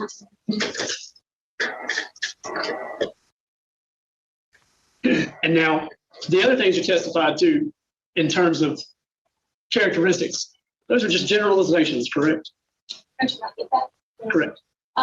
Yeah, the external effects specifically are, they're usually within a range of like specific person. So somebody may not exhibit all of those external effects that I mentioned earlier, but the internal effects are present for individuals. Isn't it also true that the internal effects can be affected by other factors, correct? Such as gender, weight, person's metabolism rate, Pronouns. overall health conditions. Would you agree with that? I wouldn't agree with the internal effects being affected. Usually gender, weight, things of that nature affects the amount of drinks it takes for someone to get to a BAC. Now, the toxicology report in this case, that only produces us a number, correct? Yes, I have a reported value. Okay. And again, in terms of characteristics, your testimony today is not specific to Mr. Singleton, correct? That's correct. All the effects that I mentioned are for a general person, for a general population.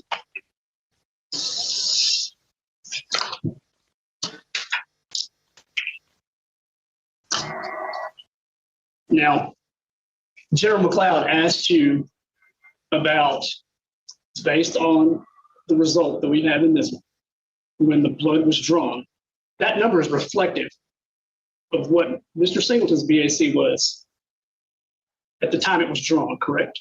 Yes, that's correct. And so then we're operating off of one point of analysis, correct? Can you explain that? We have the toxicology report. It gives us the blood alcohol concentration, 0.115, correct? Yeah, I reported 0.115% for this blood. And so we're operating off of one point of analysis, correct? So I actually do 2 tests per sample. I don't know if that's what you were asking, but for policy, I'll actually test the blood alcohol or the blood sample twice. And so my reported amount is actually the average of 2 tests that I've done. Is there a record of that second one? Yeah, I have it. I have it with me. Was it provided in this case? I wasn't asked for that.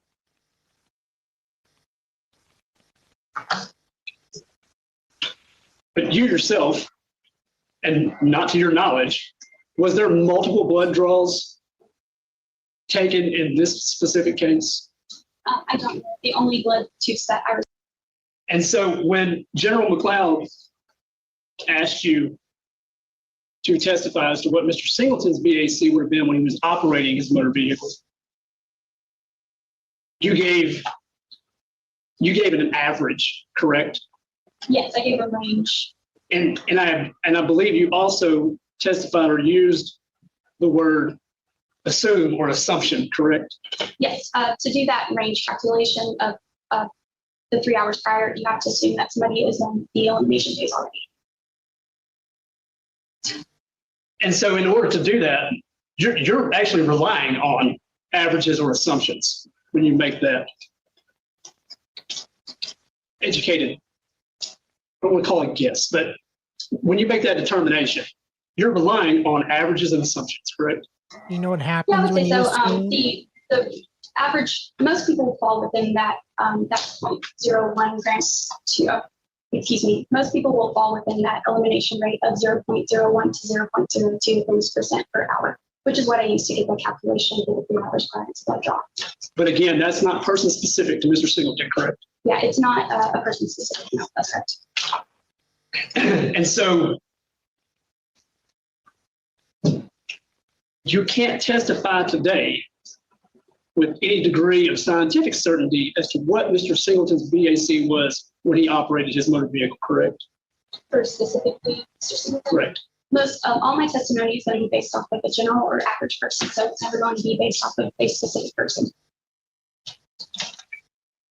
My And mama's General McLeod also not asked you about average. peak BAC, correct? Yes.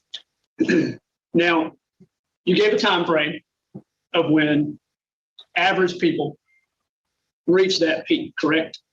Are you referring to the 30 minutes to 60 minutes? Correct. Yes. Most people will peak in their last alcohol beverage. But you can't testify today as to what time Mr. Singleton, in fact, consumed alcohol, correct? That's right. I wasn't there that night, so I don't know when the last beverage was consumed. And you would agree with me that that peak BAC can be different with other factors such as food consumption.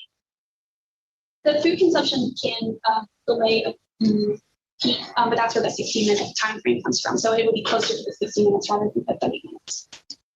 Would you also agree then that that range for peak BAC can be anywhere from 1 to 3 hours, depending on the person? Yeah, so can you ask that? So for peak BAC, would you agree with me that that range can be from 1 to 3 hours, depending on the person? Of when peak could happen, Correct. would happen between 30 minutes and 60 minutes. So I don't know if I would agree. In every case. Yes, that's correct.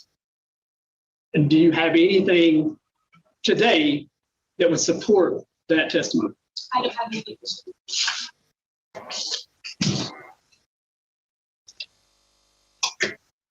And just briefly, General McLeod asked you about what I assume was alcohol dissipation, correct? The rate at which alcohol dissipates? Oh, the elimination. Yes. Correct. And again, your testimony, that rate's just an average, correct? The 0.01. So that's the range. On average, the actual number is 0.015, but we'll get that range of 0.1 to 0.2. And so that encapsulates the majority of people. And and based on that, people metabolize alcohol differently, correct? Yeah, there are some individuals that can metabolize a little bit more. Since there are studies that show that some people can metabolize at 0.03 grams per hour, but that would make their BAC higher 3 hours prior. But you don't know Mr. Singleton's metabolism rate or when he ate last, correct? That's correct. No further questions? Redirect. Yes, Chip. Agent Kelly, just for clarification, these numbers, these statistics that you're telling us, this is part of your expert testimony. That's correct. You're not just pulling these numbers out of thin air, correct? That's correct. All of the numbers and calculations I've done is used for toxicologists worldwide, and more specifically in the United States, but can be used in other countries as well. Okay, so this is what you would do with every case that you get, this procedure that you testify to, and these facts as far as let me rephrase that. The things that you testify to as far as rate of metabolization, the elimination phase of once a person stops drinking, all those figures in your testimony come from your training and experience. But yes, all these calculations I just did, I would do for cases. And as far as you know, in this particular blood test that was done, was the standard procedure that the TBI has for its agents to follow, was it followed to the best of your knowledge? Yes, it was. Is there any indication or anything that you're aware of that would indicate that this blood was messed with or mishandled or tampered in any way? No, part of my policy and procedures when I'm doing my testing is I will make any notes if the blood is not in good condition. And in this case, I didn't have any notes, so the sample wasn't what I would consider good condition. If it had been mishandled or tampered with, would it be like if there would be something blood that would be different? Or are you sure? With the blood tube itself? Yes. I don't know about the blood tubes, but the box itself was received sealed. That's a question. And once you get it at your lab, it is refrigerated until it's accessed. That's correct. As soon as the evidence technician pulls the physical blood box, or the blood alcohol kit box from the drop box, after they process it, it'll go into the refrigerator.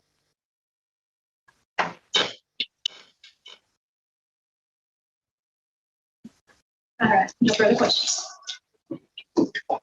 Agreed, Ross? Agent Kelly, Agent based Kelly? on that line of questioning, again, it's your testimony today that none of that is specific to Mr. Singleton, correct? Correct. All the calculations and even the external effects are all for the general average person. And General McLeod asked you about the blood kit and if standard procedures were followed, correct? Yes, I followed all policies and procedures. I know you've only been with TBI for 3 years, but are you aware of any situation at the TBI where a test have been tampered with? At the lab or previous to the lab? Or Within the TBI? yes, there was an incident before I started working there. So you're aware that it can happen? It has happened in the past, but there has been more policies and procedures added in place. And I know that I followed my policies and procedures. And not specific to you necessarily, but just in a general question. It can happen. Can I clarify a little bit on the? Sure. So it's not necessarily it was a tampering. It was just a mix-up of samples. So the actual blood tubes wasn't tampered with. Right, but the sample was mixed up, correct? That is correct. So, No further questions. To your knowledge. yeah, for the best of my knowledge, I followed all my policies and procedures, and my report is also verified by another scientist before the report is officially released.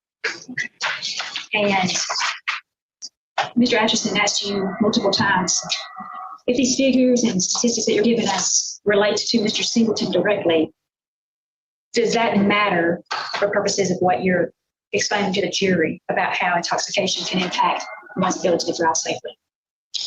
So yeah, my testimony is never going to be for a specific person. It's always for a general or average person of what effects you might see on the individual, for specifically externally. The internal effects, though, is what, especially at a level of 5 is what you will see in the individual. No further questions. Anything else? And further, thank you, Agent. You may sit down. Are we releasing her from her subpoena? I guess no, Judge, I don't have any other witnesses. So, thank you, Agent Kelly. You're pretty good. So the state is resting. Yes, Judge. Actually, if she could stay, I don't know if Mr. Singleton's going to testify or Agent not. Kelly, I'll try to get you out of here, but apparently you can't. All right, state is rested. Ladies and gentlemen, we're going to go ahead and take our afternoon recess. We'll be in recess for 15 minutes. I'm going to deal with one issue before we resume. We do, Judge. Raise your right hand and place your other. You solemnly swear or affirm that the testimony you have in this case should be the truth, whole truth, and nothing but the truth, so help you God. Yes, ma'am. All right, Singleton, you are here today charged with this offense on 2 different counts, and you understand that you have an absolute right to testify at your own trial, and if you want to testify, no one can keep you from testifying. You understand that? Yes. You also understand that you have an absolute right not to testify, and if you choose not to testify, then no one can force you to testify against your will. Yes. You understand if you choose not to testify, then no inference will arise because of that, and the jury cannot hold against you the fact that you did not testify. The burden remains on the state as you've heard me instruct them. Yes. You understand all of that. Have you talked this over with Mr. Atchison? Yes. You and he discussed what's in your best interest. Yes. Have you made a decision as to whether or not you choose to testify or not? Yes, sir. And what is your decision? Choose not to? Yes. Then let's have Mr. Atchison, you have a pen. So Mr. Singleton and you both sign up.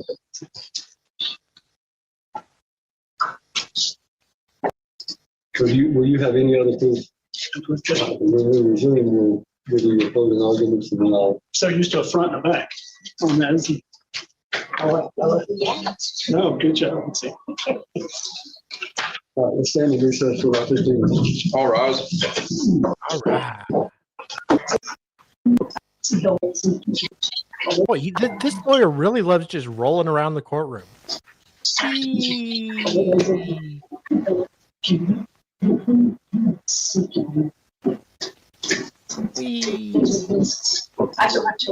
Spinning around. I mean, He's a little chummy. for 11 and a half years, man. I mean, you can check some of these people. They're super fast. I am not. Oh, and then his poor client comes in and sees his lawyer just being besties with the prosecutor and officer. There's more to like a counseling role. I guess his client isn't invited to the shindig there. Oh,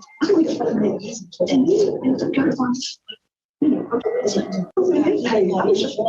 poor client's all seated. It doesn't I wish I had, but I mean,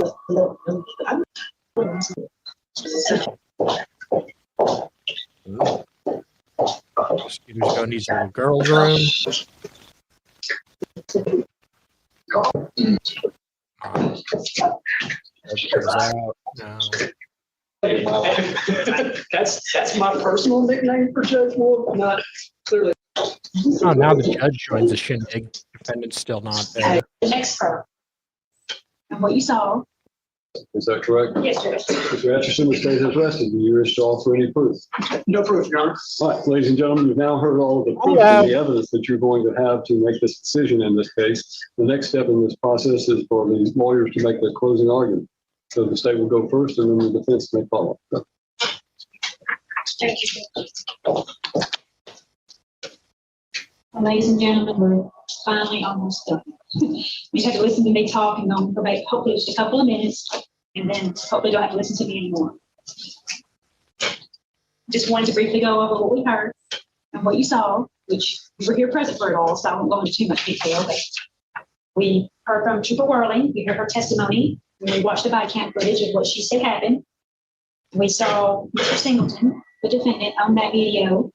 We heard him admit to having one beer, which he said half of a large pizza after he got off work that day.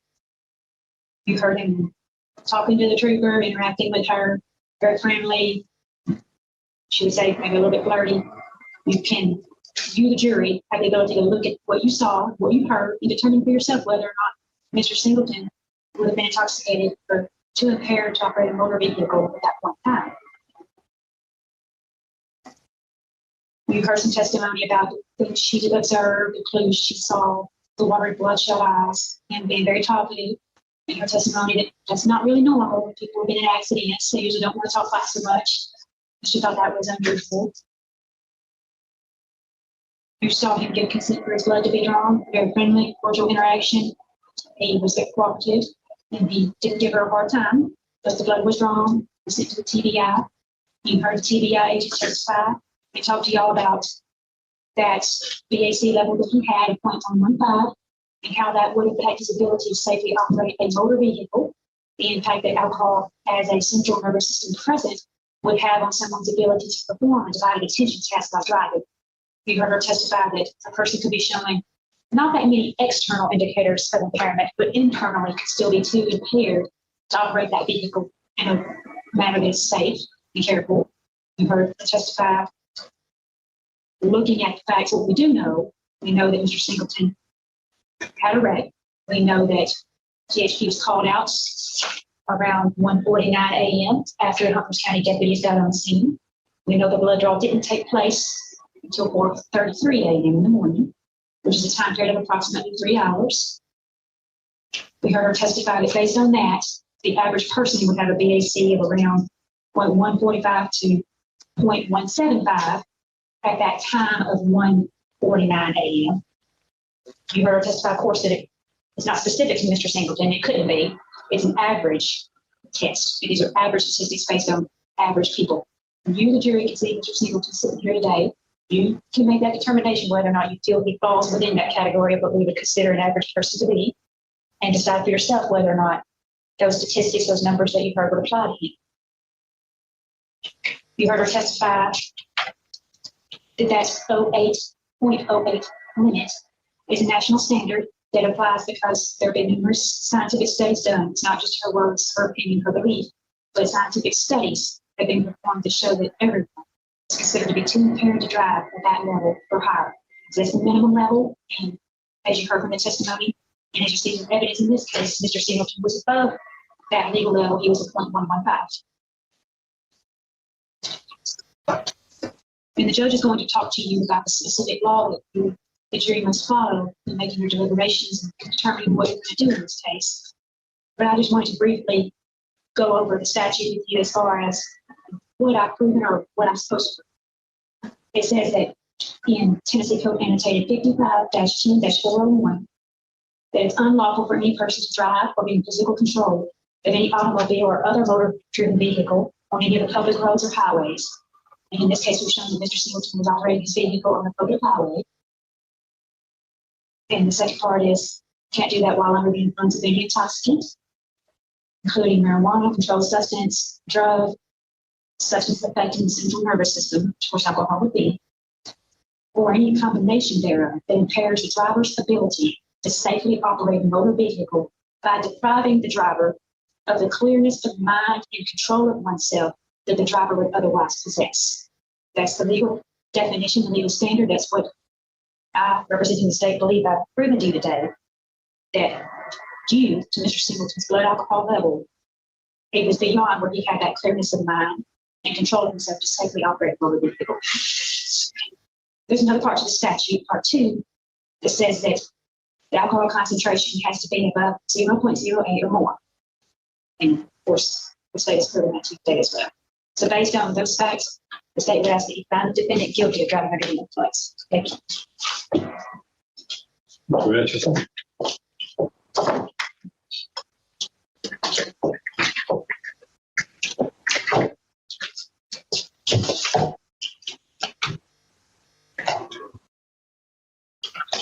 Good afternoon again. We've made it. I appreciate every bit of your attention today. Again, I spoke briefly about that civic duty. Not a whole lot of people get to do this. Some do it multiple times, but I appreciate each and every one of you being here. I'm going to start with the law in Tennessee is clear. The state must prove beyond a reasonable doubt that Mr. Singleton was impaired while he was operating his vehicle. Not that he had alcohol in his blood hours later, not that he was involved in a crash, but that he was impaired at the time of driving. And now the state bears that burden, that entire burden. And so let's start with what this case is not. This is not a case where Trooper Worling observed or witnessed bad driving or reckless conduct. This is not the case where Trooper Worling pulled someone over, smelled alcohol, and then conducted field sobriety tests. In fact, by the testimony that you heard today, there was no observation of Mr. Singleton's driving.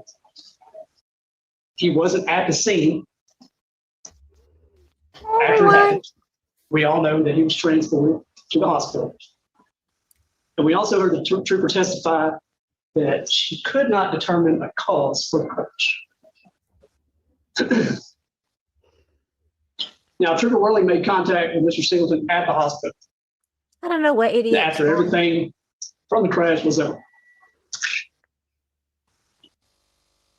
Trooper Worling testified that she did not smell an odor of alcohol, did not observe slurred speech. You wouldn't look this good if you transitioned. And we already know that there was no field sobriety test done because of her standard, and Mr. Singleton was in a hospital bed. Correct. Now, despite all those things, we get to a blood draw. And what did that blood draw show? A result Probably of actually is 0.115, Meg. taken roughly 3 hours after the crash. Now, you all heard testimony that blood alcohol concentration, or BAC, changes over time. Alcohol is absorbed, it peaks, and then it eliminates. Agent Kelly could not and did not testify to what specifically Mr. Singleton's BAC was the time he was operating his motor vehicle, which again is the whole entire reason why we're here. Time to make the change. Science doesn't do that. It doesn't allow you to go back and guess as to what that number was at the time he was operating the vehicle. She also couldn't tell us which phase he was in. Should I do a 9 out Whether live, his BAC guys? was rising, falling, higher, or lower. Her testimony, and you heard it, was not specific to Mr. Singleton. Those were generalizations. Thinking about it. And I'll remind you, her testimony, she even used the word assume and assumptions. Now, under Tennessee law, that's critical.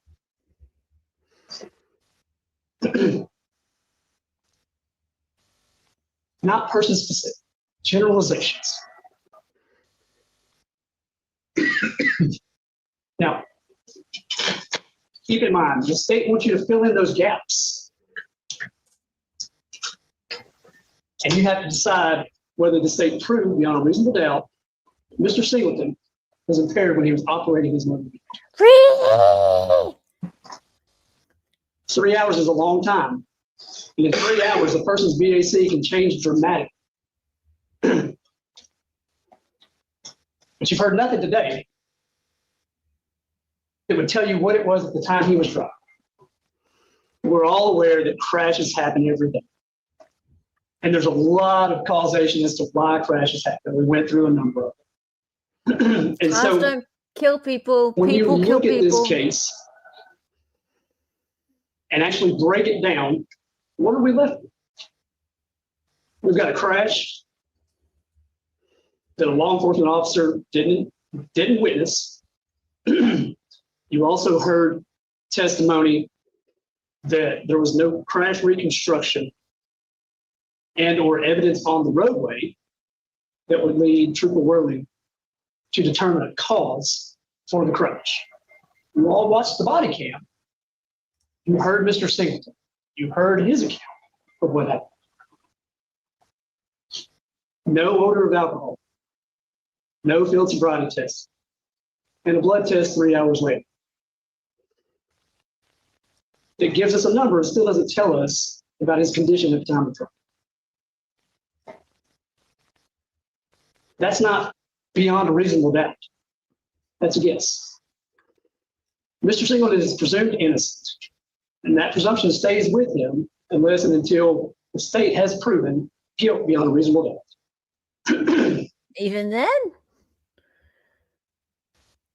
And so I'm asking you as jurors to do what the law and hello. justice require, Right. to hold the state to its burden, to follow the evidence, and to return a verdict consistent with both, which I would submit to you is not.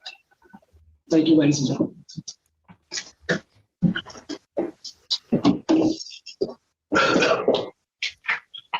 Briefly, ladies and gentlemen, Mr. Atchison said that Ms. Kelly, the TBI agent, cannot testify as to what Mr. Singleton's BAC was at the time of the accident.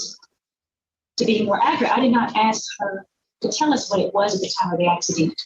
I asked her to start at the time of 1:49 a.m., which is the time that the THP received a call that there had been a crash in Humphreys County and wanted them to come work. The crash already occurred at that point. Humphreys County deputies were on the scene. Mr. Singleton was being transported either at that time, maybe slightly prior, we don't know the exact time, but he was transported around that time to Three Rivers Hospital, where he was in that hospital bed, which is where the trooper found him. Now, Mr. Singleton, Mr. Atchison talks about what we don't know, but let's look at what we do know. We know the time the trooper got the call. We know that she responded almost an hour later at 2:40 or thereabouts, 2:47. When she got there, she spent some time there, then she went to the hospital. She testified around 4 in the morning. The blood draw was completed at 4:33 a.m. in the morning. So we know from that where Mr. Singleton was. We know where Trooper was. We know that Humphreys County was at least on scene at 1:49 a.m. We know the wreck had already happened. If they thought Mr. Singleton was DOA, but apparently he was just passed out. The wreck was so bad that they actually thought he was dead. When he was inside his vehicle and they got him out, he went to the hospital. So yes, the state cannot 100% tell you, stand here today, that he didn't drink more alcohol during that time period. But going back to this morning, it's not about me being able to remove all doubt whatsoever. It's getting past that Right, really? reasonable doubt. And you, the jury, RA played a soundbite from Jensen's trial earlier about wiping feces on the wall. Yeah! That even made it. Oh, boy. Mark is still pissed about that damn feces. Imaginary he's so feces. pissed. RA wouldn't know about how pissed he is. He hasn't read the No. manuscript. I have the 500-page manuscript. 495 Oh yeah, pages. well, we know that, but we really should probably, if he's that interested in the Mark Jensen trial, we probably should talk to Scott. You should. As much as like I'm still dirty at Scott about the whole Zach thing. Like David's made, like he's built fences with him. Yeah. I would like to chat with him about the Jensen trial. You know, Recovery Addict was playing it, and the prosecutor showed some penises on the screen, and all of a sudden he had to freak out, eek, a penis, and had to stop streaming it. He did. He stopped streaming it. I was actually, okay, so the story is, so he was a really small channel at the time. Like, I think he might not have even been monetized, or if he was not, he was close. He had around 1,000 subs. And because this was January 2023. Yeah. And I was watching it on his channel, and I watched it on his channel a little bit, on Law and Crime a little bit, or Court TV or whatever. Right. And I saw the penis photos come up, and I saw that Recovery Addict was running it, and then he just stopped running it. Right. And and later I was watching Recovery Addict talk about it. I think when Letitia Stouch was on, and because he was talking about how he couldn't show any autopsy photos or anything like that. And he said, yeah, because I had to stop running the Jensen trial because there were some things on there that would have had my whole channel taken down. You know, it's an educational some pornography. Penis. He got penis fright. He got penis fright. He couldn't perform. He got anxiety. And I mean, it was a cock. Like an actual cock came up. I did not see it. I wish I did. Well, let me rephrase that. I didn't even know you at the time. I know you didn't. We hadn't even met. I'm guessing it was the end. Like they had a 400-page PowerPoint that I sent Hella without realizing there was a penis in it. This is when I first got all the evidence. There was more than one penis in that PowerPoint. There was like 4 or 5. Yeah. But it was near the end. So I was just scrolling through like the first half of it, like, oh, this is a gold mine. Look at what I found. And Hella, of course, went right to the end, and it's just like, penis. Look, I've seen penises before. It's no big deal. It's just sent like, thanks Hella a a dick lot for pic. sending me that, Dolly. Much appreciated. No, but the one that came up on the screen during the trial and was streamed to tens, hundreds of thousands of people, it was a cock. It was just, it was a D large. It was a D large, right? And not only that, it had the dead woman's face like right next to it, like she's about to like, woo. Oh, one of those. Yeah. He had like collaged it. Yeah. It was a He, cock, like made photos. and there was Julie's Julie there and like gaslit her. It was bad. Not funny, but it really is. It was so bad. It was like, what? And there was no lead up to it. There was no foreplay. It was just like, boom. He did all this stuff in the 90s. It's not even like today where you can just like Photoshop stuff and do all these He would deep have had fake. to have like printed it out I and know. gotten a photo of her and like cut it Like, out with scissors. I know. Do like one of those hostage notes and like Yeah. different letters and arts and crafts with like a glue stick, and probably used his dead wife's art supplies. Hey Julie, do you have a glue stick I can borrow, honey? Thank you. Yeah, I'm just making up a collage of Yeah. you with a penis. Yeah, he's Douglas's like safety scissors for kindergarten. We're just completely getting off track now because it's our It favorite really, topic. yeah, it really, yeah, I know. But I haven't dropped any viewers, so screw it. If only we had watched the trial together. We didn't even know one another. I This know. is how we became friends. It was, yeah, it was a few months Yeah. later. And it was Yeah. just like, this is so funny.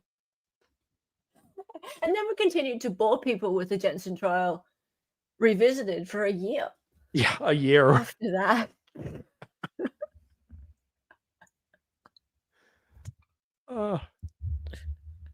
Sorry. Not one cock in our defense. No, it wasn't. No. How many No, it cocks was were about there? 2,200. Yeah. No, there were so many penises. There were pins for days, years, even. 7 just- years of pins. And just that forensic tech testifying at the trial. He just looked like, I just imagine like when he started, he was like this 18-year-old fresh-faced boy going off to World War II. And then he comes back 3 years later and he looks like he's 40 years old. And he's just testifying. He's just, so in that folder there was Oh gosh. there was penis. And what did you see in the D large folder? More Large penis. penises. And what about in D average? More genitalia, more penis. Yeah. There was a lot of penises. They were slightly less large than in the large penis folder. And just Mark's curious face when they're arguing if the dick pics are going to come in or not, and how, and he's just like, Are they more probative than prejudicial? Oh, they're probative. He just had the greatest facial expressions as they were arguing about that. He wasn't like upset. He wasn't embarrassed. He was just curious. It's like, there was no shame on his face. His mom and dad were in the back and just did not care. Do we have the Paint of Our Lives clip still? Oh yeah. Oh, I don't think so. Is it here? Have you have not deleted it? Did I? I may have at one point, but I still have it saved somewhere. Oh, you suck. I know. I still have them saved. Oh, what a soft cock. Yeah, you soft cock. Okay. Okay, enough. Let's get back to this. Yeah. To make a determination whether I've gotten to that place. Is it likely or unlikely that Mr. Singleton would have been drinking on the point of the wreck? Oh, we don't know for sure, but we do know what we do know, which is that he was in the ambulance and at the hospital for 3 years. We also know Mr. Singleton's own Thank you, words John. was that he had one beer with half of a pizza earlier that night sometime. He did not give us an exact time frame, but he was sitting down somewhere eating pizza. We know that. We also heard the TBI agent testify, however, that it's not possible to get to a 0.115 BA1 average for one standard drink with food. That's just going to be possible. So something's not adding up here, but what we do know for sure is that Mr. Singleton admitted to drinking. We know what his BAC was when he was drunk. We know what the average person would have as a BAC if you go back 3 hours during that time frame from 1:49 a.m. to 4:33 a.m. when the blood was drawn. Of course, it's not specific to Mr. Singleton. Ms. Kelly doesn't know anything about Mr. Singleton. She can't speak to him specifically. However, she can speak generally as to what the average person would have, what they would experience, what their BAC would be. And as I've already said, the jury perfectly capable of looking at Mr. Singleton and determining whether or not he would be what would be considered an average person, what you or I would consider to be an average person. And that should go into your judgment, what you decide to do. The state is asking you, the jury, to focus on what we do know rather than what we don't know. It is the job of the defense attorney to cast that reasonable doubt. He's trying to put that down in your mind that I haven't given you enough. I haven't got where I need to get. But it's a safe position that I have. If I could tell you with certainty everything that happened, I wouldn't be able to stand here in front of you because I'd be a witness. I'd have to be there. All I know is what I know. And the world only knows what she knows and what she's testified to. So I would ask that you, the jury, just consider all that as a whole. Look at everything that we've seen today. Consider that evidence and make your decision. Thank you very much.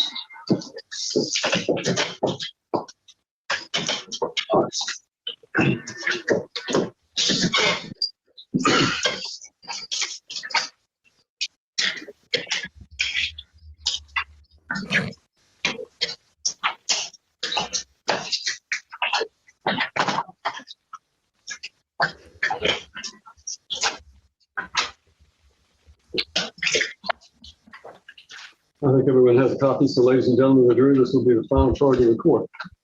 The defendant, Nicolas Singleton, is charged in count 1 of the indictment with driving under the influence. The defendant is charged in count 2 in the indictment with a crime of... Okay, so guys, we are going to get to the verdict.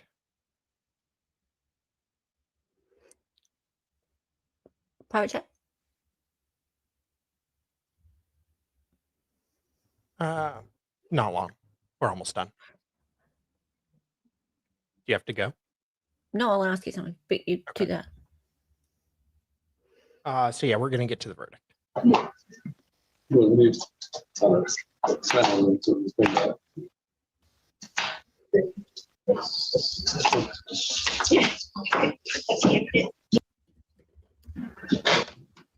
All right, I'm told the jury has reached the verdict, so let's bring the jury in.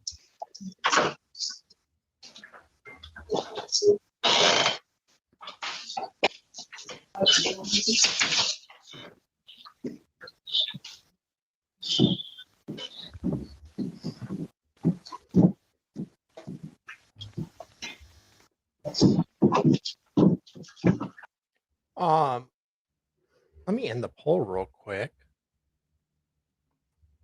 So 67% think guilty. Oof. So good for our boy. 25% think the jury is hung. I think that was probably all John. And then 8% say not guilty. So I wonder what the jury's going to do.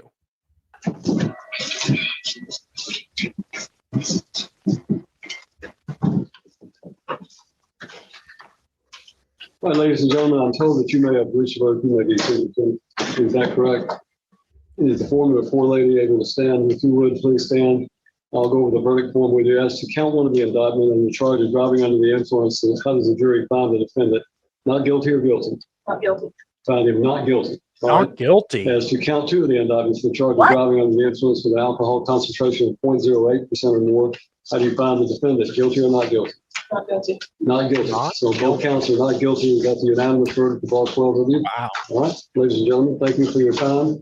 And you may be dismissed, but unfortunately, I can't discharge you from your further service. So on November the 12th at 6 p.m., you need to check to see if we'll lead you again. What? Thank you. You may leave. Wait, they might have to serve again? Huh? Why? I guess that's how they do it in Tennessee. So they're like selected for a month or two. Yeah, not guilty. What? Right? That was fast. It was like less than an hour. Yeah. They were out. Okay. If you vote not Wasn't guilty, they expecting make you that. serve again.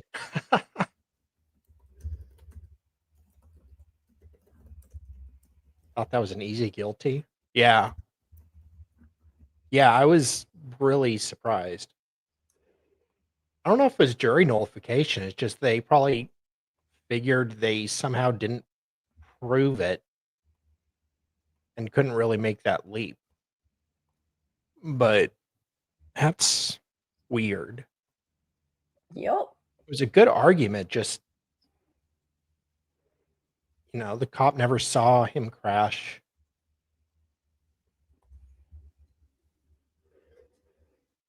Yeah, the crash was very prejudicial to me. Yeah.